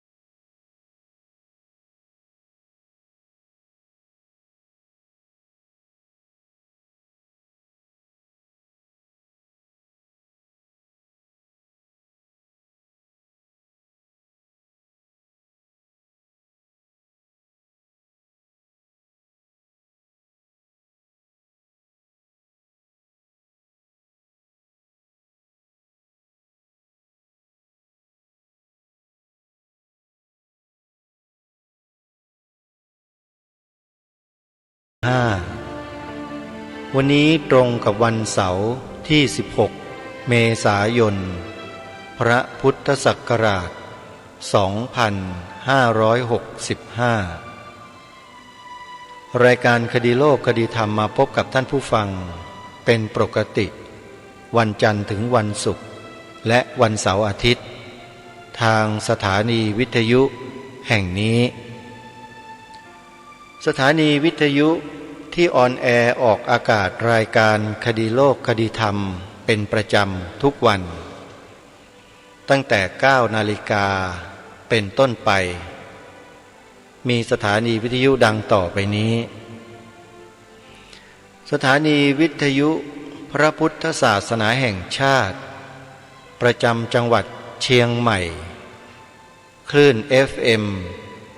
99.75 เมกะเฮิรตซ์วัดหนองกายตำบลสันป่ายางอำเภอแม่แตงจังหวัดเชียงใหม่ออกรายการคดีโลกคดีธรรมทุกวันเวลา 9 นาฬิกาและสถานีวิทยุพระพุทธศาสนาประจำจังหวัดเลยวัดศรีอุดมวงศ์ตำบลศรีสงครามอำเภอวังสะพุงจังหวัดเลยคลื่น FM 101.75 เมกะเฮิรตซ์ออกรายการคดีโลกคดีธรรมในเวลา 9 นาฬิกาเช่นกันเวลา 10 นาฬิกา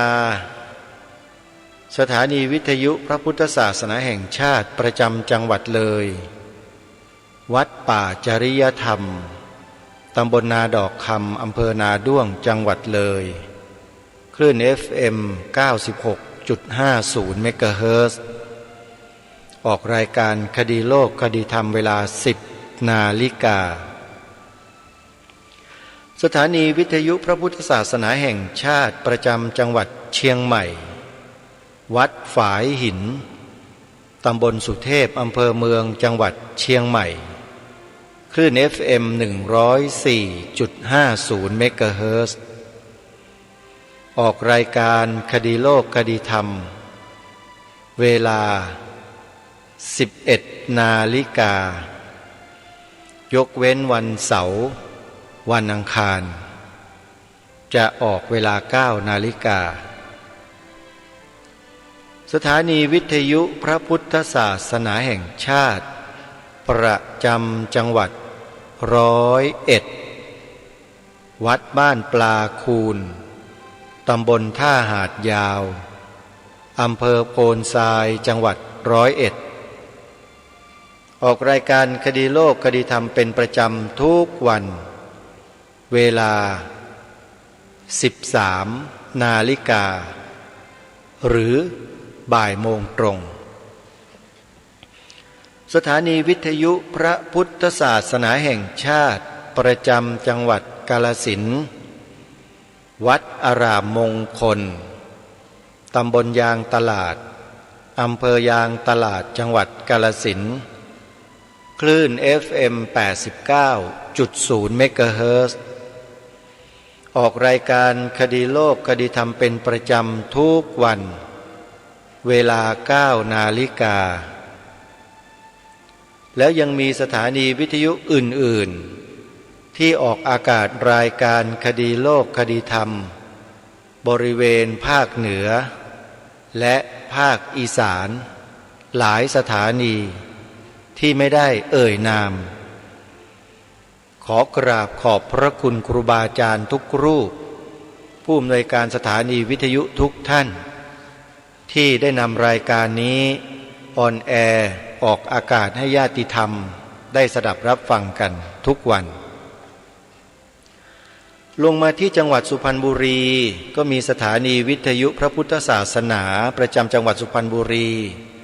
วัดสามชุกอำเภอสามชุกจังหวัดสุพรรณบุรีคลื่น FM 100.25 เมกะเฮิรตซ์นำรายการคดีโลกคดีธรรมออนแอร์ออกอากาศ2เวลาคือเวลา 9 นาฬิกาตอนเช้าและเวลา 20 นาฬิกาในตอนค่ำญาติโยมสาธุชนที่อยู่ในจังหวัดสุพรรณบุรีได้สดับรับฟังรายการนี้กันจำนวนมากแล้วก็เมื่อวันที่ 14 เมษายนที่ผ่านมาก็มาร่วมกิจกรรมที่วัดสามชุกกันหลายท่านและก็ได้ยินได้ฟังวิทยากรแต่ละท่านได้พูดได้บรรยายได้ให้ข้อมูลความรู้ต่างๆมากมายทีเดียวแล้วช่วงท้ายก็ร่วมกันทอดผ้าป่าสามัคคีขออนุโมทนาบุญกับพี่น้องชาวจังหวัดสุพรรณบุรีทุกท่านทุกคนที่เห็นประโยชน์เห็นคุณค่าในการทำงานเผยแผ่ธรรม อนุโมทนาสาธุรายการคดีโลกคดีธรรมในวันนี้ขอเริ่มต้นด้วยข่าวประชาสัมพันธ์เชิญชวนสาธุชนได้มีส่วนร่วมสร้างมหาอุโบสถวัดป่าจริยธรรมตั้งอยู่ที่ตำบลนาดอกคำอำเภอนาด้วงจังหวัดเลยให้แล้วเสร็จในช่วงนี้กำลังเทคานเพื่อที่จะรองรับส่วนตัวอาคาร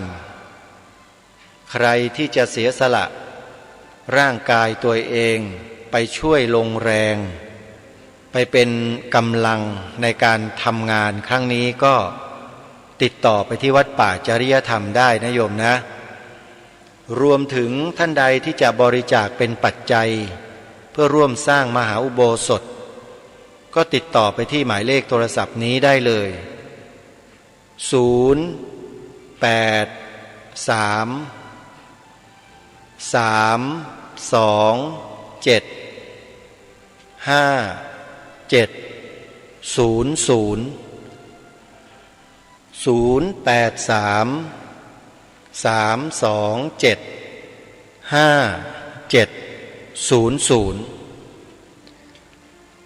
ถัดจากวัดป่าจริยธรรมไปที่อำเภอวังสะพุงวัดศรีอุดมวงศ์อำเภอวังสะพุงจังหวัดเลยก็กำลังสร้างอุโบสถเช่นกันจึงขอเรียนเชิญเจริญพรสาธุชนได้มีส่วนร่วมสร้างวิหารคตรอบอุโบสถวัดศรีอุดมวงศ์กันให้แล้วเสร็จ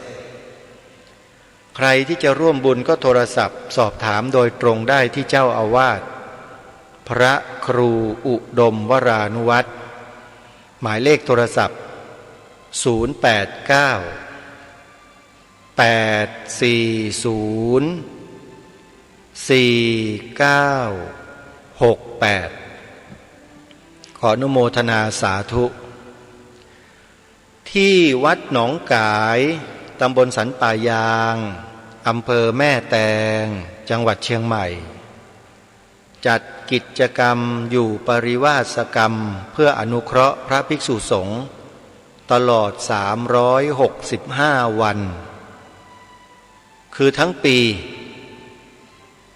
สาธุชนท่านใดที่จะทำบุญเพื่อถวายให้กับวัดหนองกายดูแลพระสงฆ์ที่ท่านมาเข้าอยู่ปริวาสกรรมชำระศีลของตนเองก็สามารถที่จะโทรศัพท์ร่วมทำบุญกับทางวัดหนองกายได้ที่หมายเลขโทรศัพท์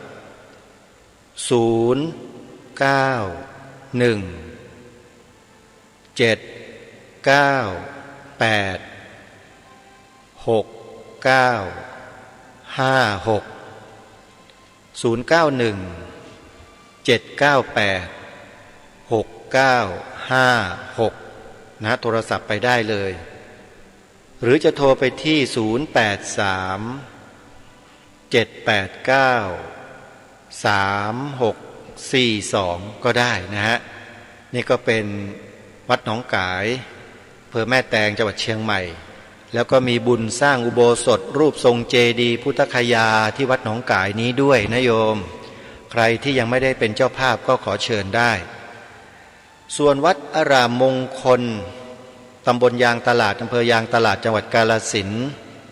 เป็นสำนักเรียนพระปริยัติธรรมแผนกสามัญท่านอาจารย์พระครูปริยัติโพธิธรรมเจ้าคณะตำบลยางตลาดเจ้าอาวาสท่านได้รับเลี้ยงดูสามเณรส่งเสียให้เล่าเรียนศึกษาอยู่ภายในวัดซึ่งเป็นโรงเรียนพระปริยัติธรรมท่านต้องรับผิดชอบดูแลลูกหลานของญาติโยมที่มาบรรพชาเป็นสามเณรกันเป็นจำนวนมากก็ขอฝากญาติโยมช่วยกันส่งเสริมสนับสนุนพระภิกษุสงฆ์สามเณรที่ท่านศึกษาเล่าเรียนนะโยมนะใครจะทำบุญก็โทรศัพท์ไปที่วัดอารามมงคลท่านพระครูปริยัติโพธิธรรมได้เลยโยมนะเบอร์โทรศัพท์ของท่านนั้นญาติโยมสามารถโทรไปได้นะฮะเบอร์โทรศัพท์ของวัดอารามมงคลนะโยมนะโทรไปได้ที่0 8 9 8 8 8 8 8 ว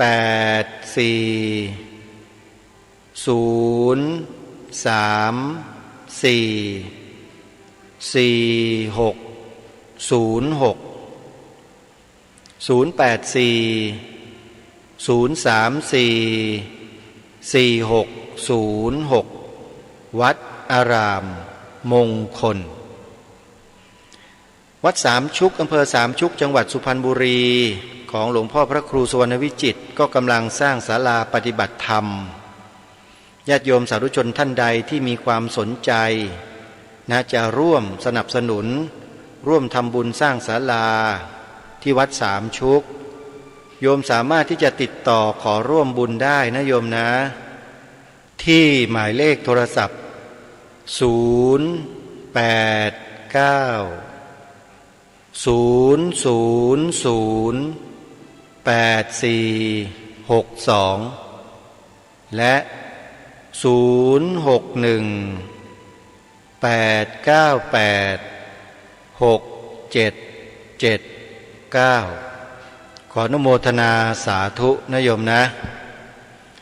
นี่ก็เป็นข่าวประชาสัมพันธ์กิจกรรมต่าง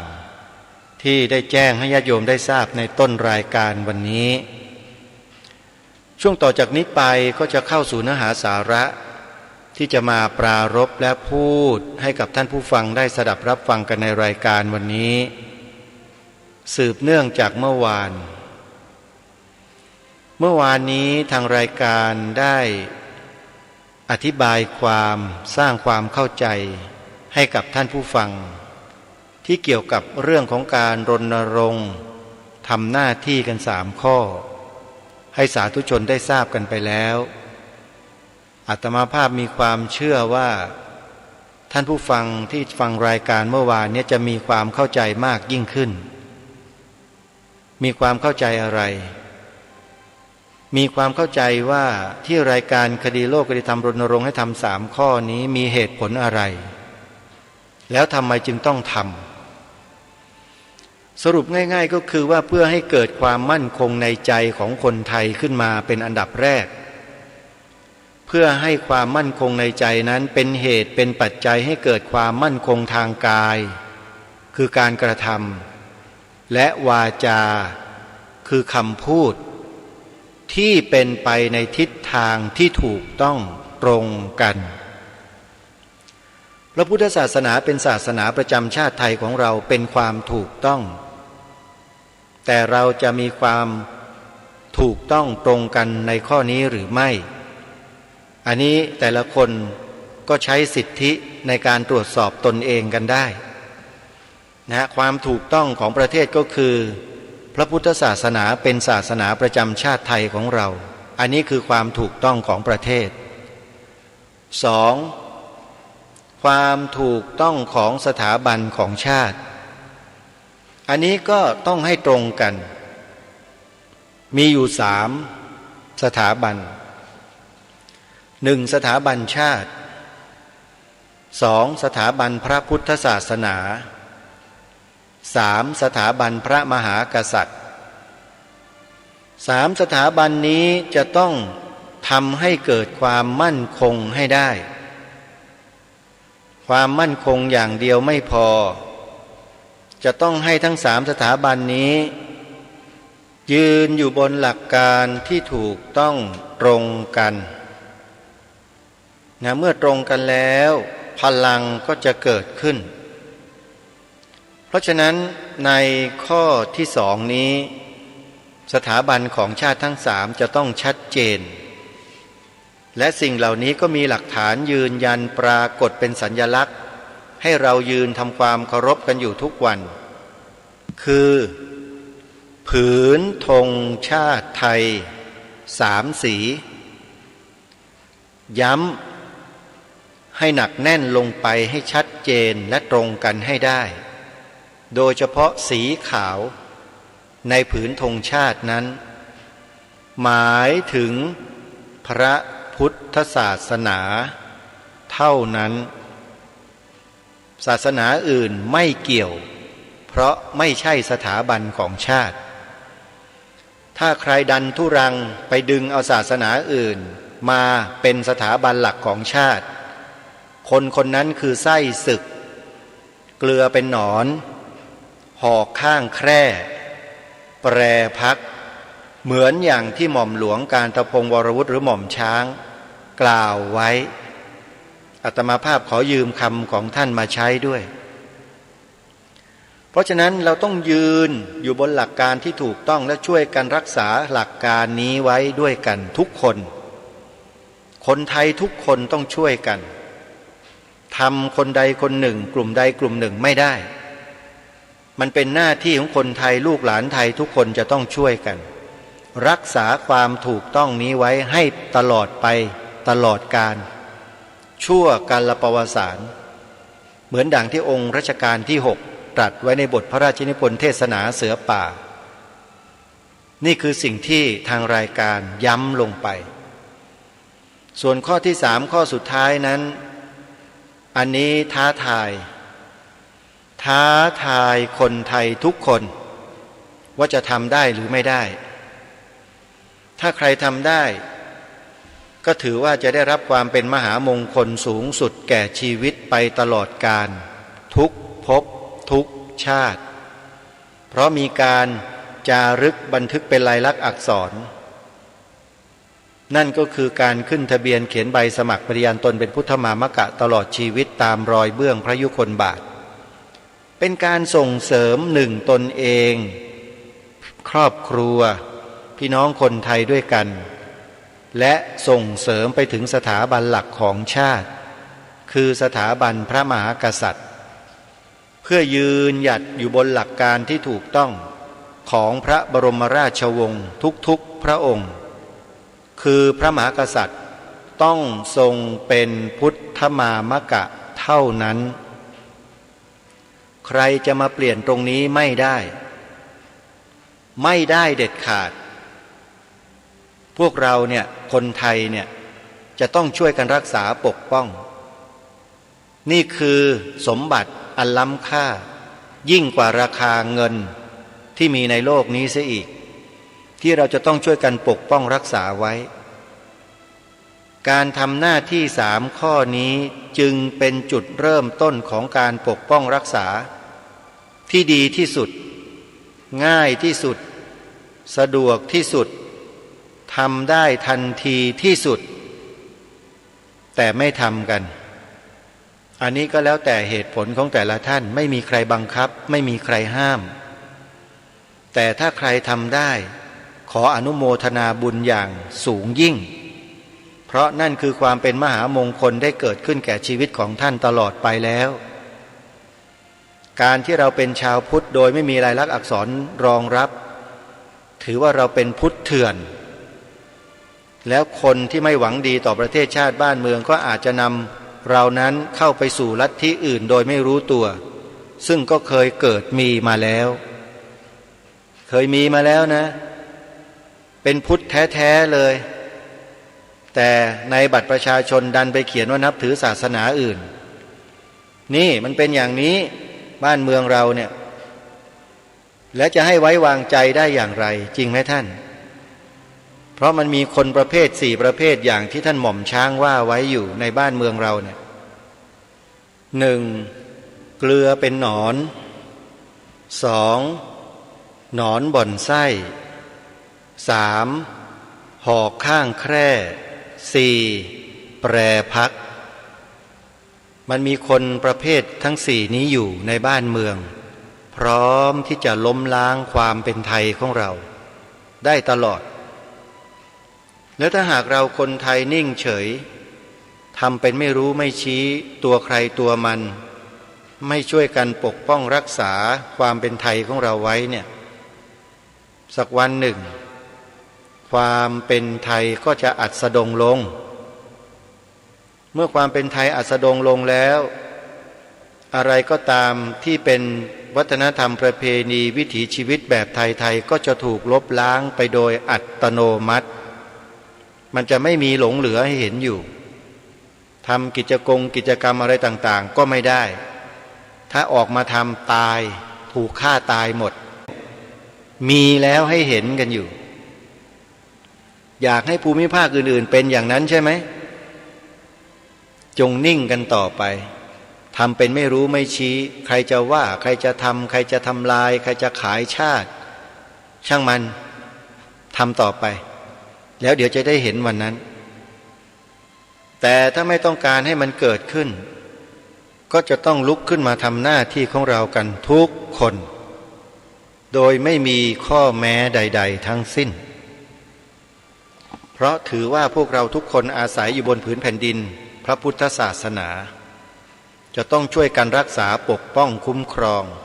และสืบสารโบราณราชประเพณีต่างๆเอาไว้ด้วยชีวิตไม่ใช่ทำแบบขอไปทีนะต้องสละชีวิตแล้วทำสละชีวิตในที่นี้ไม่ได้หมายถึงว่าไปสู้รบปรบมือกับใครจนกระทั่งชีวิตตัวเองตายไม่ใช่แต่ทำด้วยความมุ่งมั่นและตั้งใจด้วยชีวิตทำให้เต็มที่ทำที่ความเท่าที่ความสามารถของเราจะพาให้เราทำได้แล้วก็เป็นสิ่งที่ไม่ยากเลย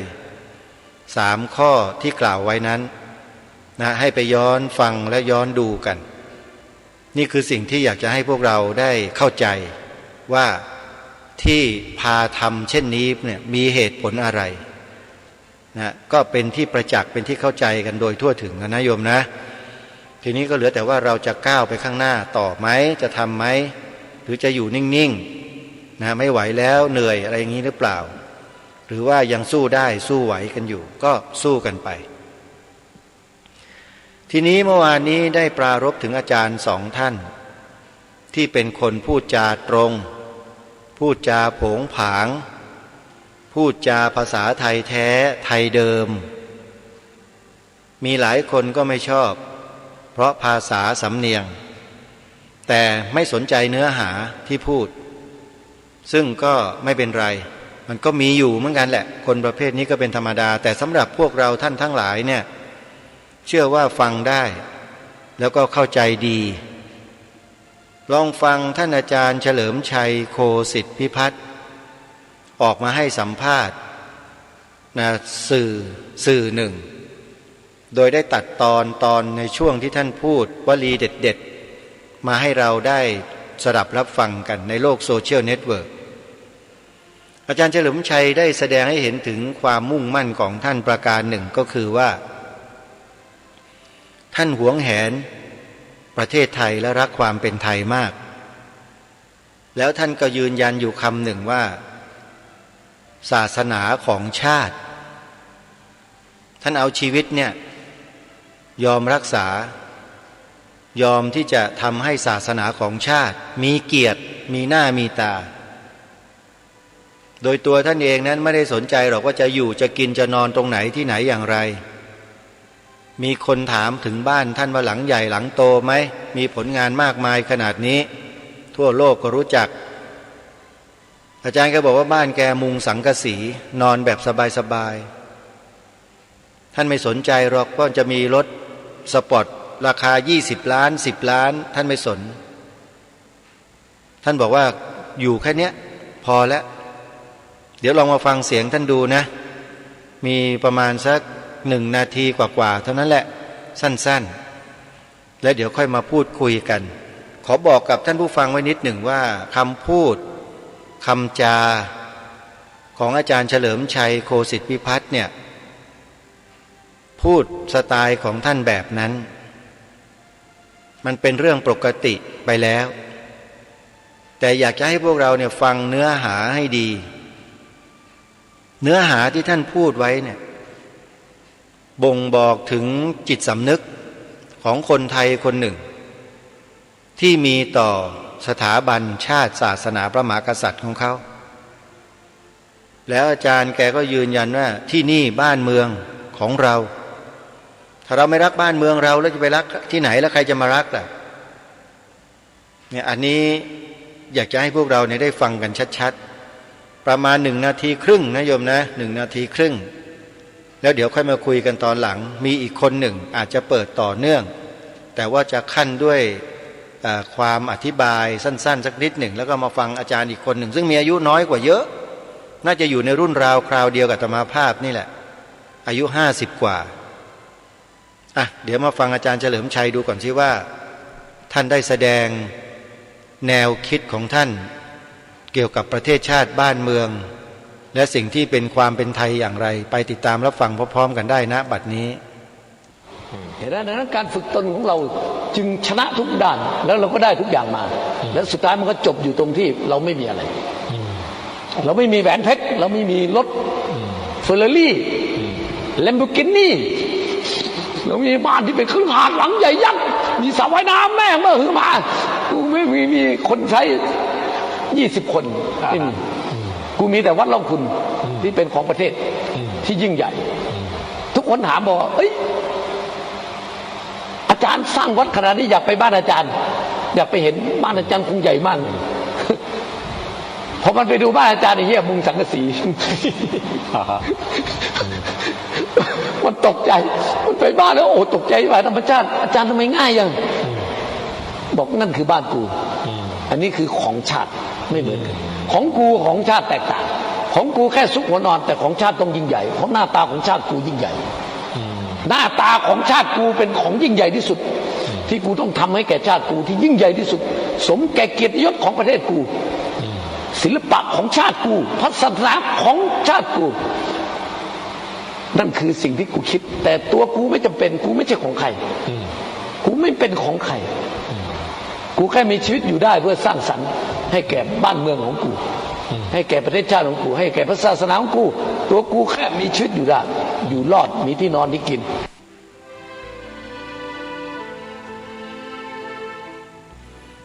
นี่ก็เป็นเสียงของอาจารย์เฉลิมชัยโคสิทธิพิพัฒน์ท่านพูดชัดนะฮะ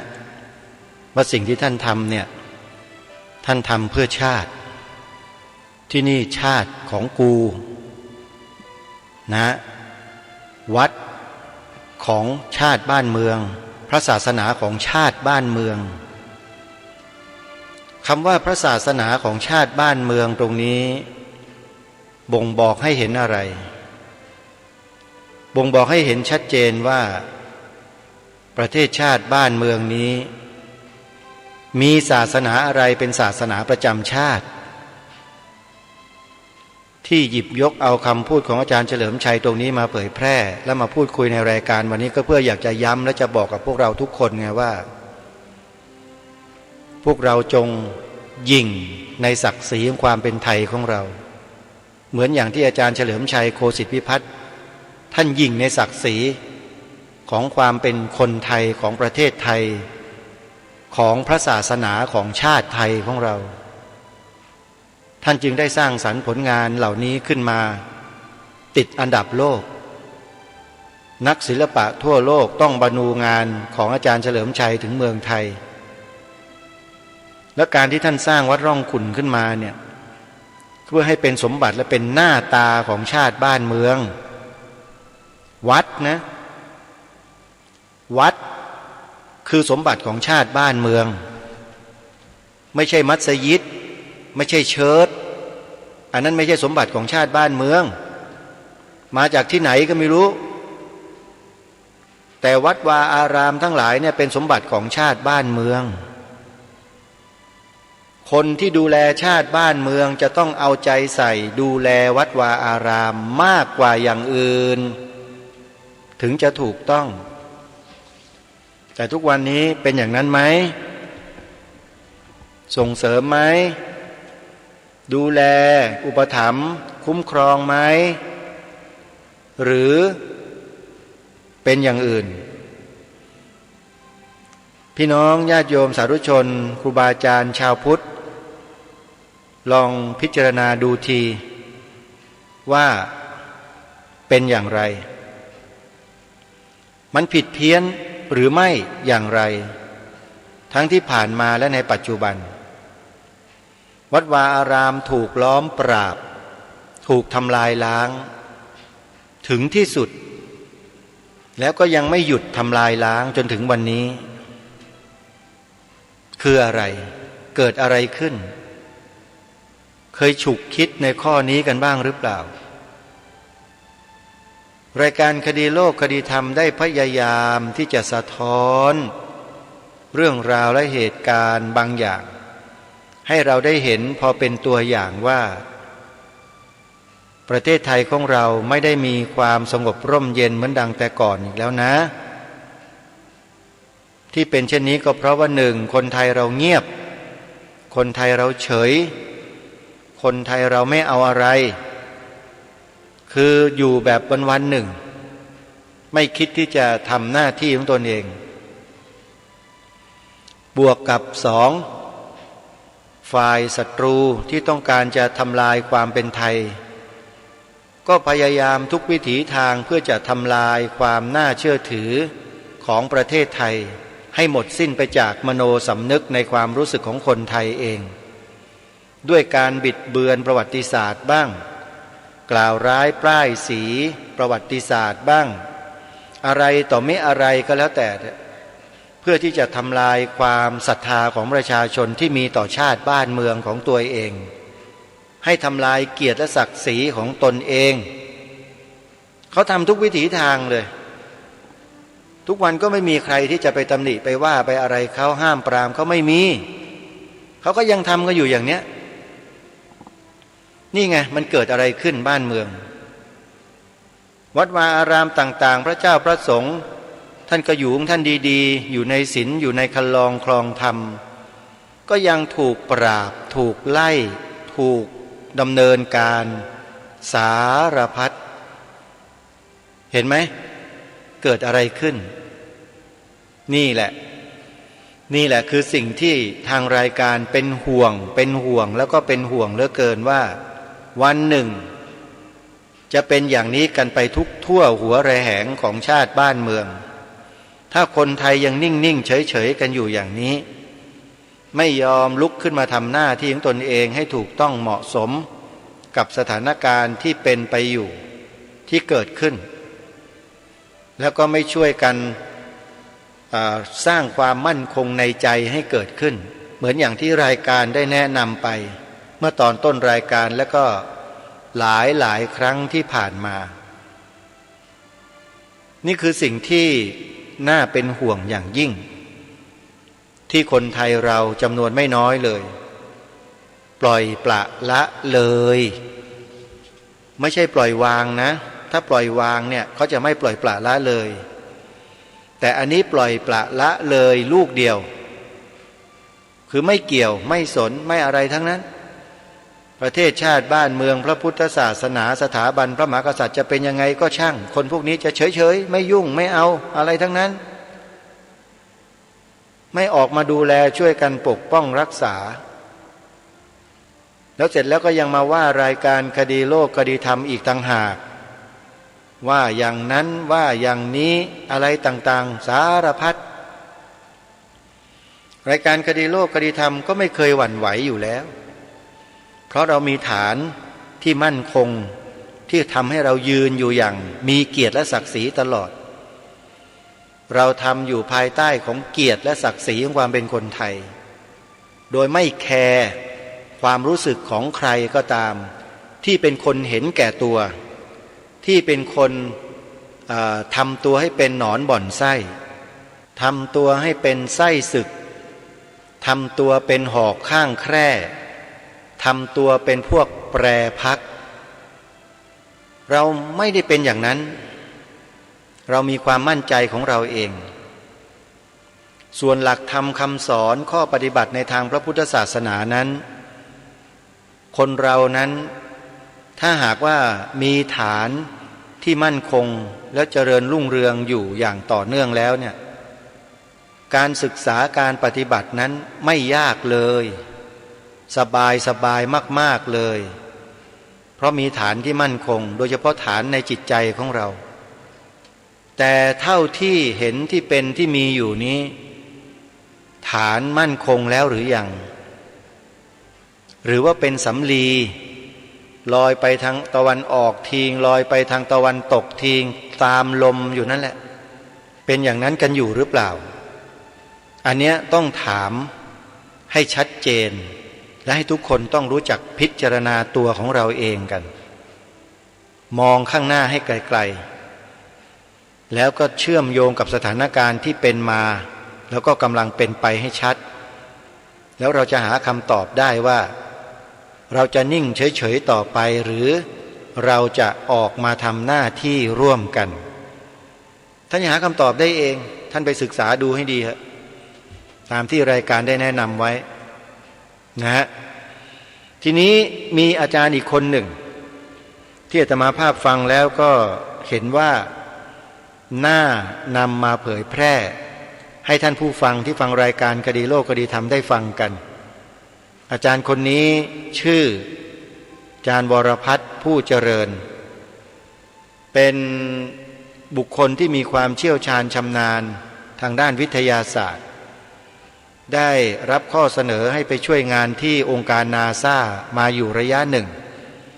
เสร็จแล้วท่านก็ออกมาแล้วก็มาเป็นอาจารย์บรรยายสอนให้ความรู้กับเหล่าบรรดาศิษย์ในมหาวิทยาลัยแล้ววันหนึ่งท่านก็พูดถึงเรื่องของคนเราเรื่องของประเทศไทยเรื่องของอะไรต่อไม่อะไรที่เกี่ยวกับความสำนึกเนี่ยก็น่าฟังมากๆเลยลองมาติดตามรับฟังกันดูนะว่าท่านพูดนั้นมีลักษณะอย่างไรน่าสนใจแค่ไหนไปติดตามรับฟังพร้อมๆกันได้นะบัดนี้คุณไม่มีโรงเรียนพ่อแม่ข้อสอบเอนทรานซ์ไม่เคยสอบเรื่องพ่อแม่เข้ามหาลัยแล้วอาจารย์มหาลัยแม่งไม่เข้าใจชีวิตอาจารย์มหาลัยแม่งเข้าใจวิชาของมันเท่านั้นถูกไหมครูมัธยมครูประถมมาประสาทแดกกันหมดแล้วอาจารย์มหาลัยไปกำหนดการเข้ามหาลัยแบบนี้แล้วสังคมถึงชิบหายทุกวันนี้ครูประถมครูมัธยมเขาอยากจะสอนให้เด็กเป็นคนดีนะแต่เขามีโอกาสไหมครับม.6 หายเกลี้ยงแม่งปวดวิชาเพราะอะไรฮะวิชาภาษาไทยไม่มีผลต่อการเข้าแพทย์แล้ววิศวะครูภาษาไทยเลยทำไมตกลงกูจะได้สอนภาษาไทยไหมเนี่ยเด็กแม่งไม่เข้าห้องเรียนมันเป็นอย่างเงี้ยต้องจับไปผู้อธิการบดีคณะบดีทั้งหมดกลับมาถมใหม่หมดแล้วกูสอนแม่งเองมึงมาเป็นเด็กนักเรียนเพราะคุณไปอยู่ข้างบนตรงหมหาลัยตรงนู้นนะคุณทำลายชาติทั้งแผ่นดินโดยคุณไม่รู้ตัวนะในนามแห่งนักวิชาการกูถูกเสมอใช่ไหมครับในนามแห่งวิชาการกูไม่เคยผิดเลยแตะไม่ได้เตือนไม่ได้เพราะฉันเป็นศาสตราจารย์มหาลัยชื่อดัง สุดท้ายประเทศไทยการศึกษาต่ำที่สุดในเอเชียแล้วยังไม่รู้ตัวอีกรับไม่ได้ผู้อาจารย์อะไรไม่รับไม่ได้เข้าใจยังในโลกอนาคตคุณไม่ต้องเรียนหนังสือมากหรอกแผ่นดินมันพังย่อยยับหมดโอเคไหมคนที่จะเอาตัวรอดได้คือคนที่มีชุดความรู้ที่จะอยู่กับการเปลี่ยนแปลงชุดความรู้ประเทศไทยจุดเด่นคือสมุนไพรน้ำใจตอนนี้พวกคุณประสาทแดกกันหมดบ้านเมืองอย่างนี้โรงแรมรถโรงงานไม่มีใครมาลงทุนผมบอก yes อยากให้แม่งตีกันนานๆ3 ปีขึ้นผลคืออะไรที่มันตีกันตอนนี้ญี่ปุ่นถอนทุนออกหมดเลย yes น้ำใสขึ้นฝรั่งถอนทุนหมด yes กะหรี่ลดลงยาบ้าลดลงไปให้หมดพวกมึงไปให้หมดมึงมีแต่เรื่องกะหรี่เรื่องยาบ้าเรื่องเทคโนโลยีอะไรมันไม่เคยสนใจแผ่นดินเราแล้วการตีกันยาวๆขนาดนี้โอเคมีไหลป่ะทำไมคุณก็ต้องฝึกเอาตัวรอดสิกรุงเทพมีที่ให้ทำมาหากินไหมบนดาดฟ้าก็ปลูกผักได้ถูกป่ะคุณก็ฝึกเนี่ยคนกรุงเทพก็ฝึกเอาตัวรอดสิห้องแค่นี้ผมว่าผมปลูกข้าวกินได้เนี่ยคุณไม่เคยเรียนชุดความรู้นี้ไงแล้วคุณต้องขอบคุณเขาโอเคไหมนี่ครับมันมีเรื่องแบบนี้คุณจะได้ปรับวิธีคิดไม่งั้นคุณก็หาแดกแบบเดิมใช่ไหมหากินแบบเดิมตามตูดฝรั่งเลียตูดฝรั่งแผลบใช่ป่ะตามก้นญี่ปุ่นไปเรื่อยเลยคุณไม่เข้าใจแล้วลูกหลานคุณทั้งหมดก็ไปเป็นซาลารี่แมนกินเงินเดือนชีวิตนี้กินเงินเดือนทำที่อะไรไม่เป็นนอกจากกินเงินเดือนเพราะเราอธิการบดีและมหาลัยทั้งหมดสอนลูกคุณให้ทำไมกินเงินเดือนเหมือนมันไงแล้วมันเคยมาทำงานไหมคนพวกนี้สอนสื่ออย่างเดียวไม่เคยทำงานใช่ป่ะแล้วพังหมดเลยใช่ป่ะพังหมดเลยเป็นความรู้ชุดเก่าที่หากินกันอยู่ใช่ไหมแต่ แต่คุณไม่มีชุดความรู้ใหม่ที่จะเอาตัวรอดได้นี่คือไม่ได้รักในหลวงจริงถ้ารักในหลวงต้องมีภูมิคุ้มกัน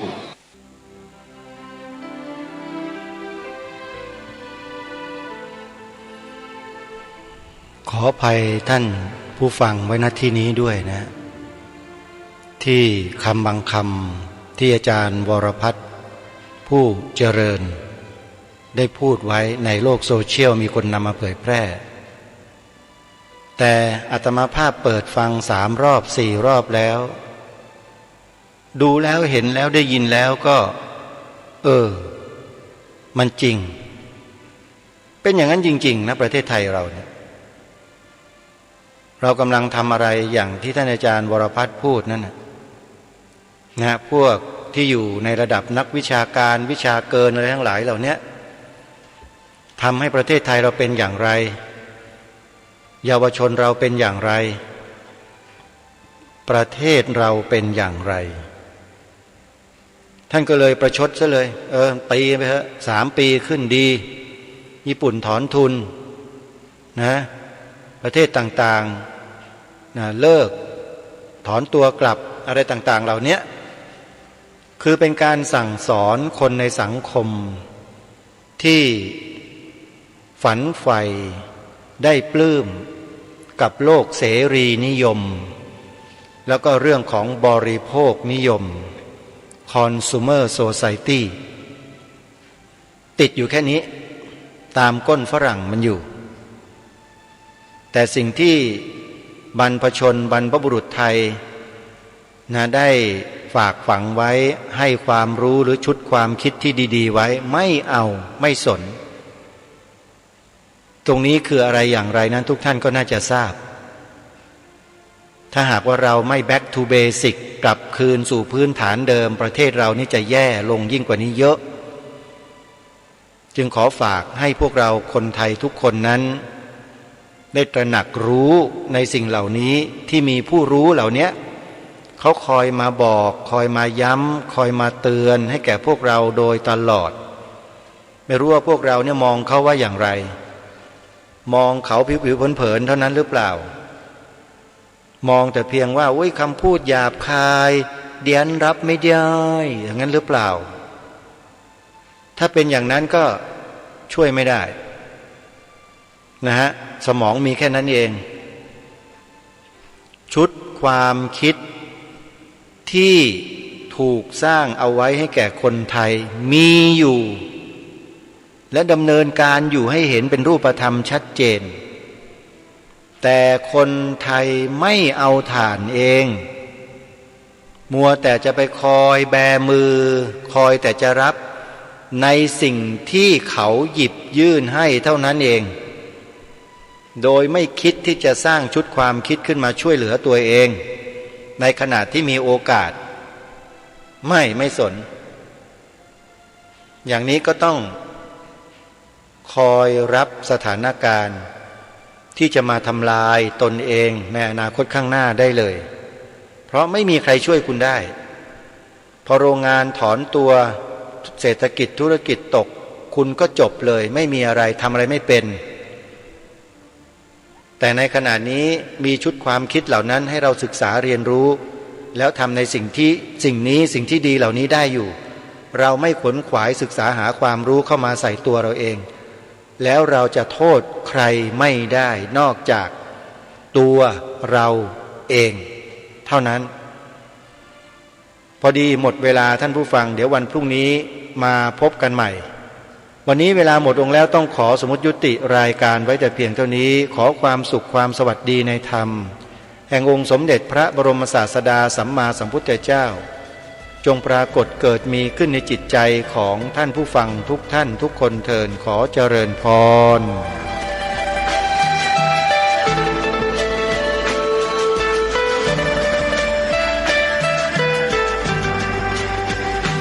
กล้าคิดก็ต้องกล้าทำอย่ากลัวถ้าทำความดีเป็นศึกษาปัญหาให้ทันท่วงทีเมืองไทยจะพัฒนากว่านี้รายการดี โลกคดีธรรมขอรำพันบรรยายความคิดเครื่องหมายแห่งสีทั้งสามงามถนัดขาวคือบริสุทธิ์สีสวัสดิ์หมายพระไตรรัตน์และธรรมะคุ้มจิตไทยแดงคือโลหิตเราใสซึ่งยอมสละได้เพื่อรักษาชาติศาสนาน้ำเงินคือสีโสภาอันจอมประชาพระโปรดเป็นของส่วนองค์จับริ้วเข้าเป็นไตรรงค์จึงเป็นสีธงที่รักแห่งเราชาวไทย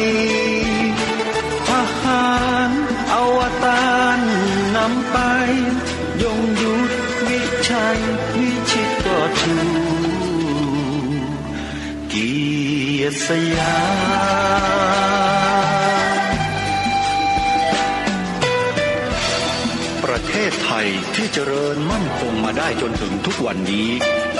มิได้เกิดขึ้นจากความหวาดกลัวอย่างคลาดเขลา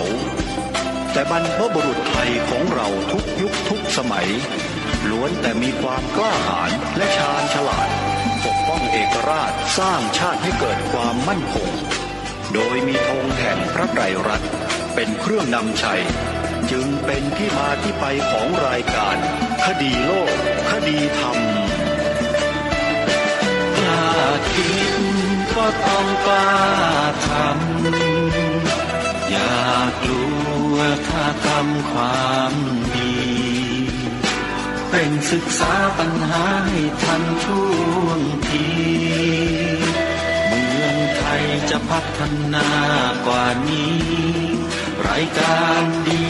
ๆคดีโลกคดีธรรมรายการ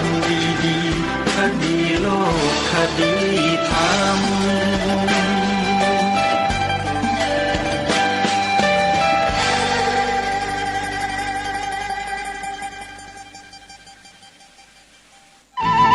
ที่จบไปแล้วนั้นเป็นรายการคดีโลกคดีธรรมดำเนินรายการโดยพระครูปลัดณรงค์ฤทธิ์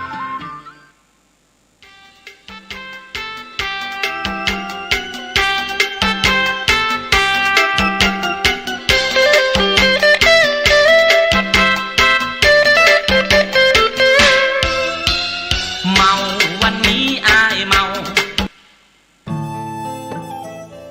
ท่านกำลังติดตามรับฟังสถานีวิทยุกระจายเสียงพระพุทธศาสนาแห่งชาติคลื่นเพื่อการศึกษาพระพุทธศาสนาและวัฒนธรรมระบบ FM 104.5 เมกะเฮิรตซ์รายการต่อไปเป็นรายการทนายความพบประชาชนดำเนินรายการโดยทนายสุรชัยอาจินวัตร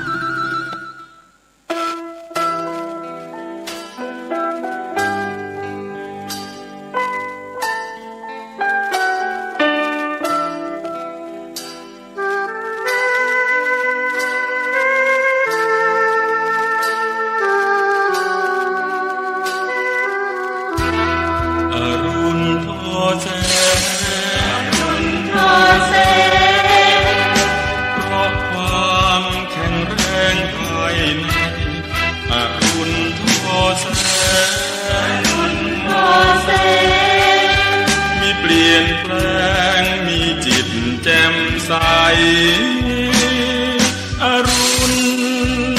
ทอแสงมีนายแหนงร่วมแรงร่วมใจพลังยิ่งใหญ่รวมใจชาวเราที่มาความรักแรกเริ่มเหมือนเพิ่มฟ้ากว้างสาดแสงสว่างส่องทั่วภาสุธาภูเขาขวางกันไม่หวั่นอุราสองชาวฟันฝ่าทำสมาธิที่ดอยอินทนนท์ความรักซาบซึ้งแนบ กับได้พบมิตรถูกจิตถูกใจทุกคนกัลยาณมิตรแนบสนิทชิดในทุกคนเคียงกันไม่บ่นแม้เหนื่อยล้าปานใด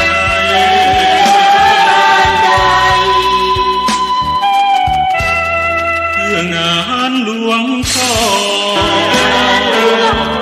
สานต่อให้เกรียงไกรร่วมแรงร่วมใจคนละไม้คนละมือไม่นานแน่ก็ถึงเส้นชัยไม่ไกลไม่ไกลกว่าไปเถิดนาพวกเรา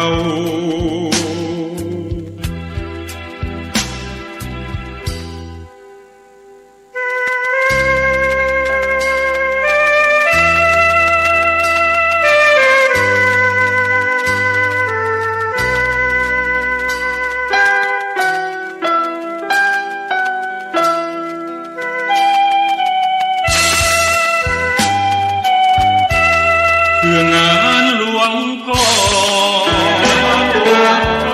สานต่อให้เกรียงไกร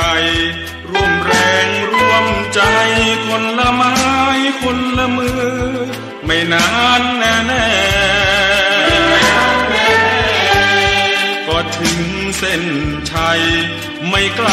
ไม่ไกล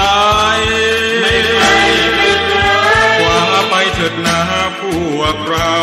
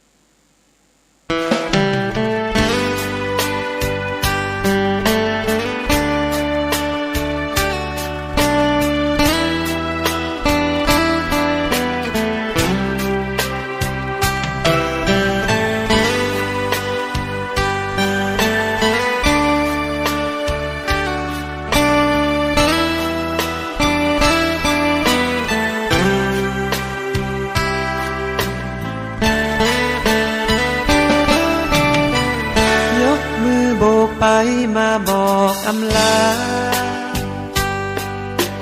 เราจำใจต้องลาจากกันโบกมือไปมาจำใจลากันใจผูกพันยึดมั่นในสัญญาหากโลกนี้ยังมีลมสลายเรายังไม่ตายจากกันขอสัญญาเราเคยร่วมทุกข์ร่วมสุขกันมาก่อนจากลาเรามีสัญญาผูกพัน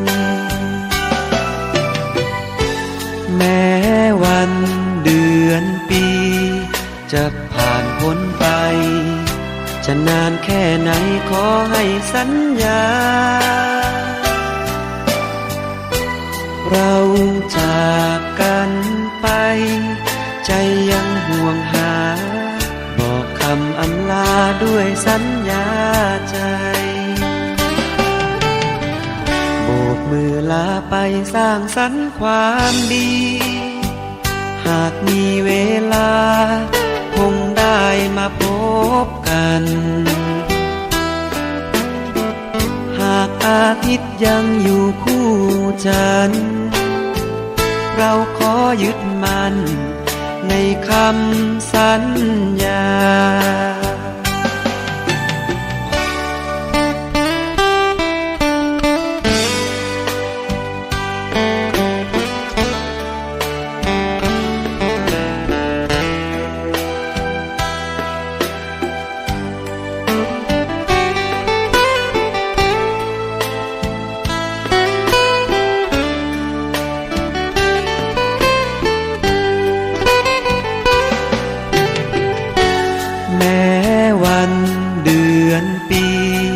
จะผ่านพ้นไปจะนานแค่ไหนขอให้สัญญาเราจากกันไปใจยังห่วงหาบอกคำอำลาด้วยสัญญาใจโบกมือลาไปสร้างสรรค์ความดีหากมีเวลาคงได้มาพบกัน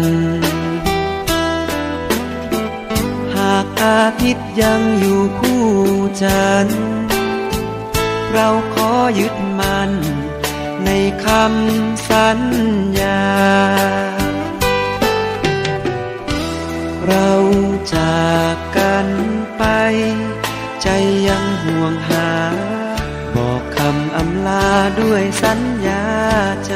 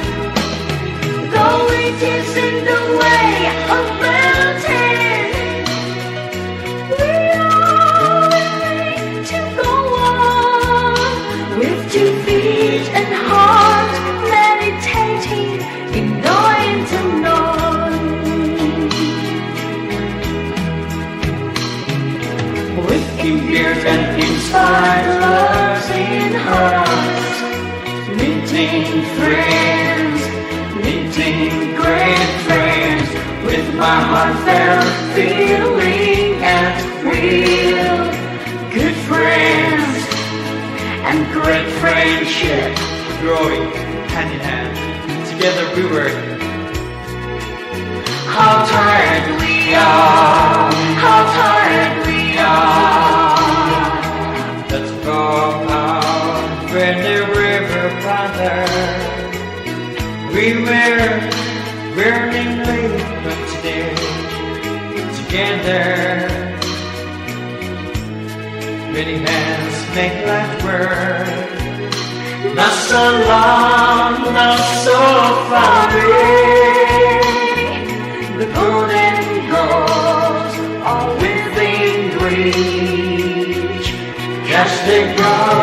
together.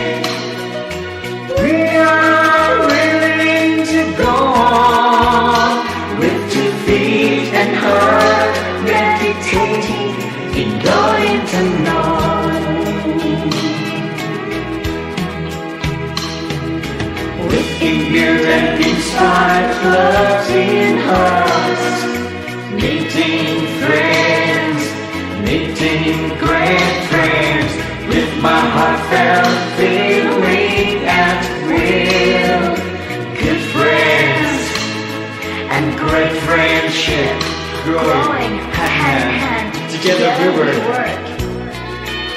How tired we are, how tired we are. But for our burning river Father,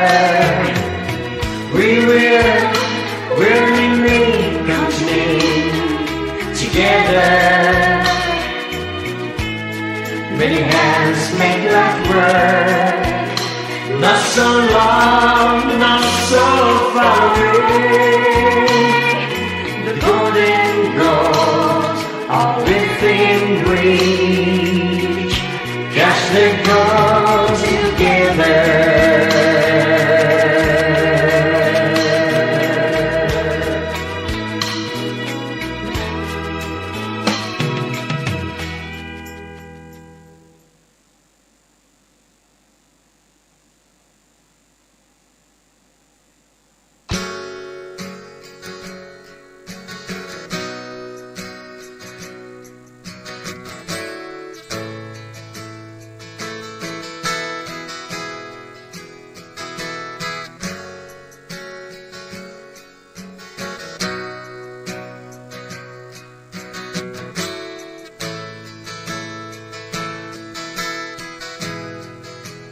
Oh, friends, before we leave,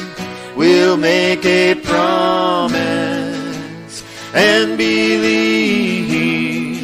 impressed with love, we'll meet again. Fare thee well, my heartfelt friends, with our love and deep concern, one mind together, our friendship burns. Though we'll be gone, the good lives on, fresh in our memories, sealed with this song. Don't forget the things we say, the love and kindness we share today. Create good things, good comes to you, brothers and sisters on this planet blue. Whoa.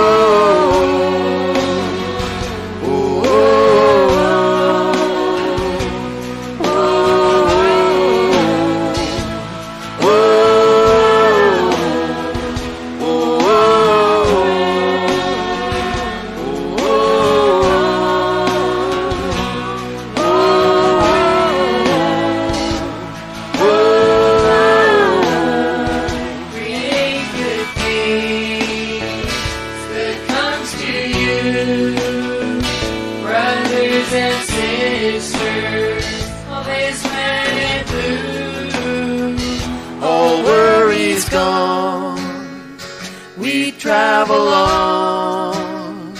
to spread the sunshine that we have found, to benefit all living beings,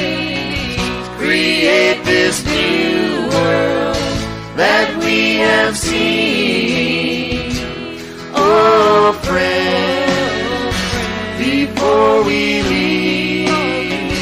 we'll make a promise and believe, impressed with love, we'll meet again. Fare thee well, my heartfelt friends. Oh,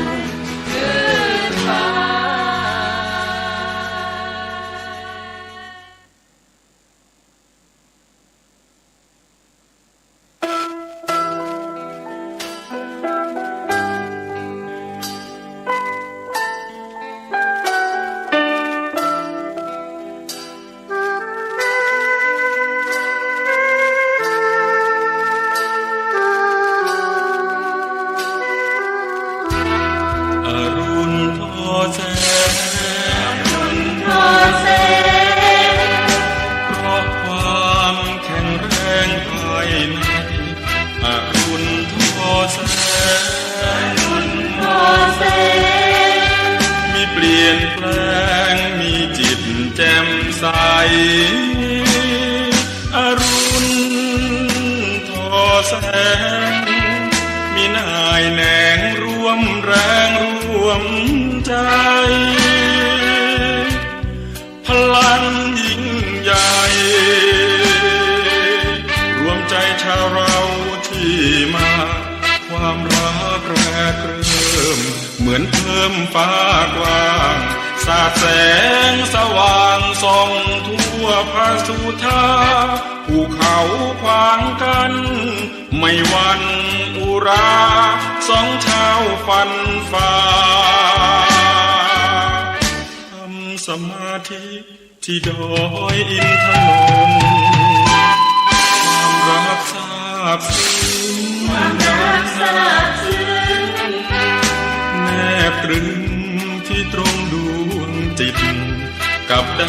พบมิตรได้พบมิตรถูกจิต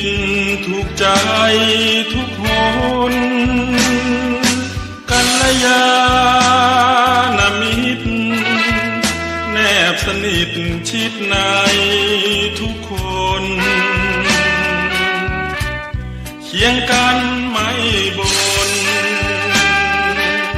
แม้เหนื่อยล้าปานใด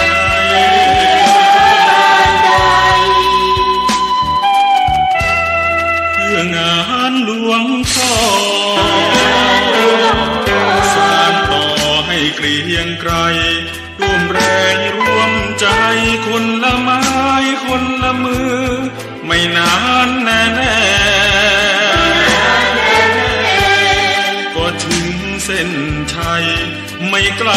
ไม่ไกลกว่าไปเถิดนาพวกเรา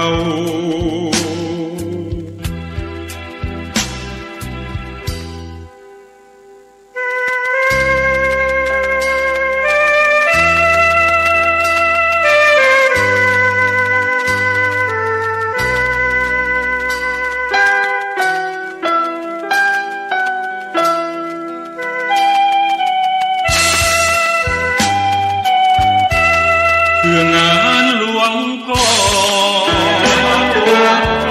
สานต่อให้เกรียงไกร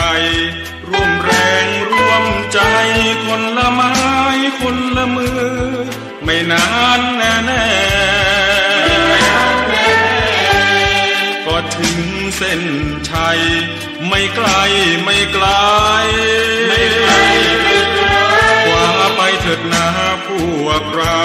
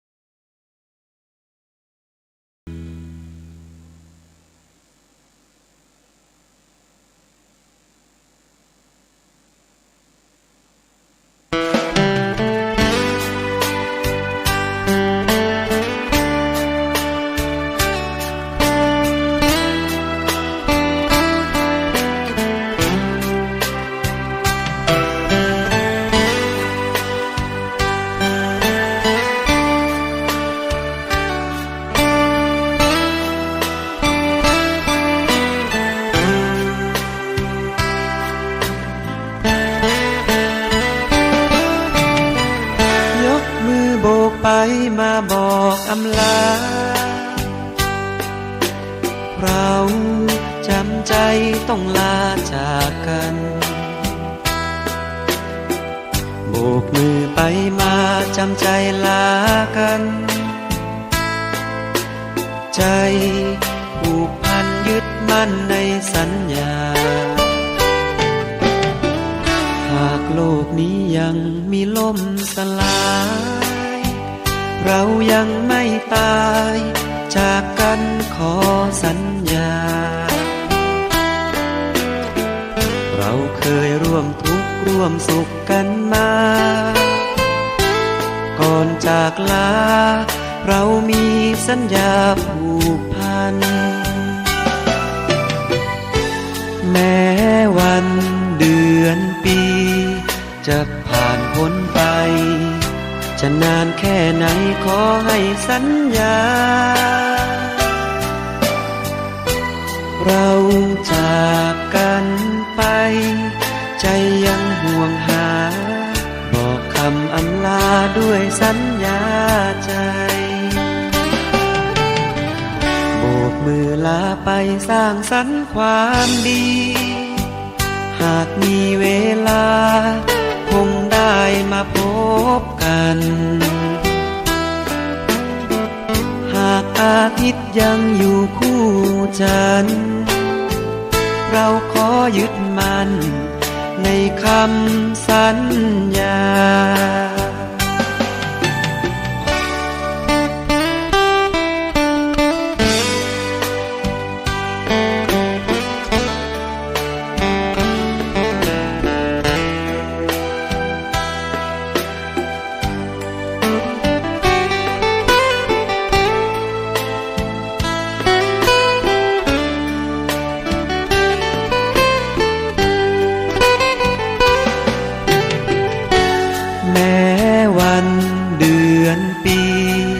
จะผ่านพ้นไป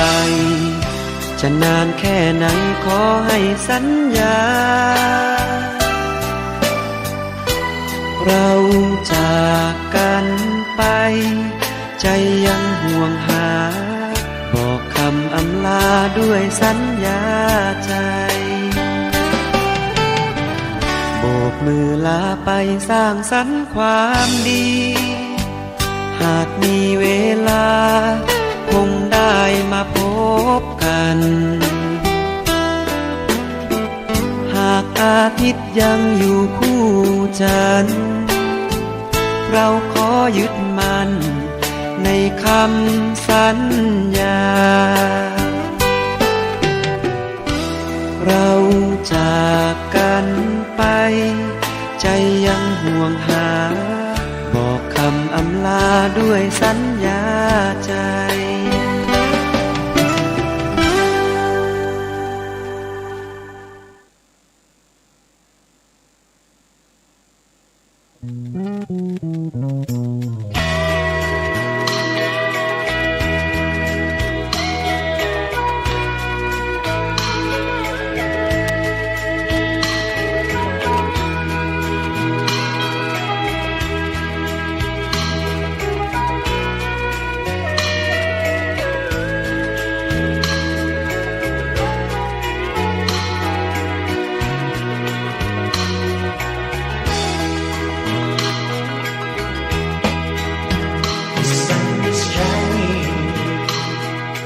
Shining by the power of heart,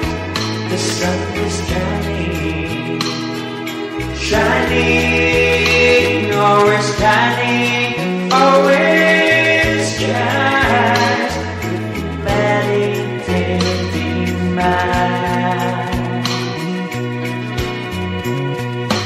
We're not turned away, but get my returns. We don't come together with the weird spring of love is shining like a bright sky.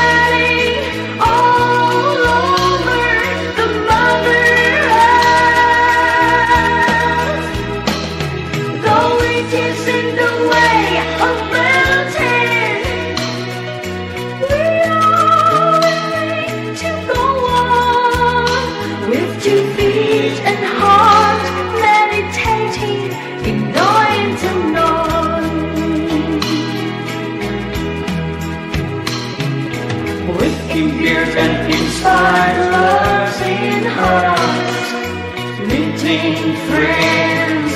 meeting great friends, with my heartfelt feeling at will. Good friends and great friendship, growing hand in hand. Together we work. How tired we are, how tired we are. Let's go out when the river brother. We were burningly but today together. Many hands make life work. Not so long, not so far away. The golden goals are within reach. Cast they grow together.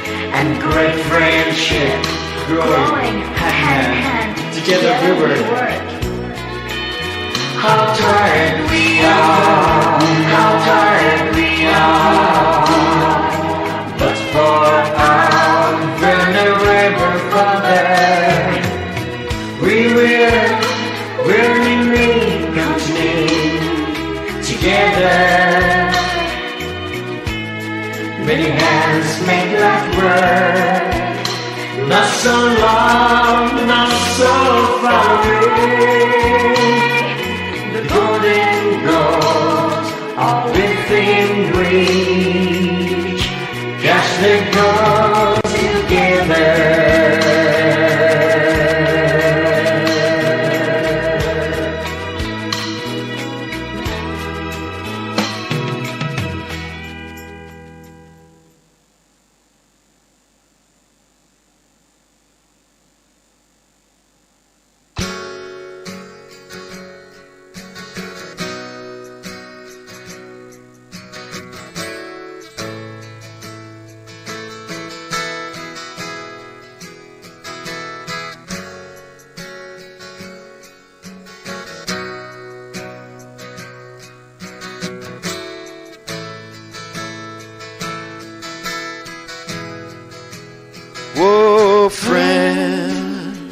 before we leave. We'll make a promise and believe, impressed with love. We'll meet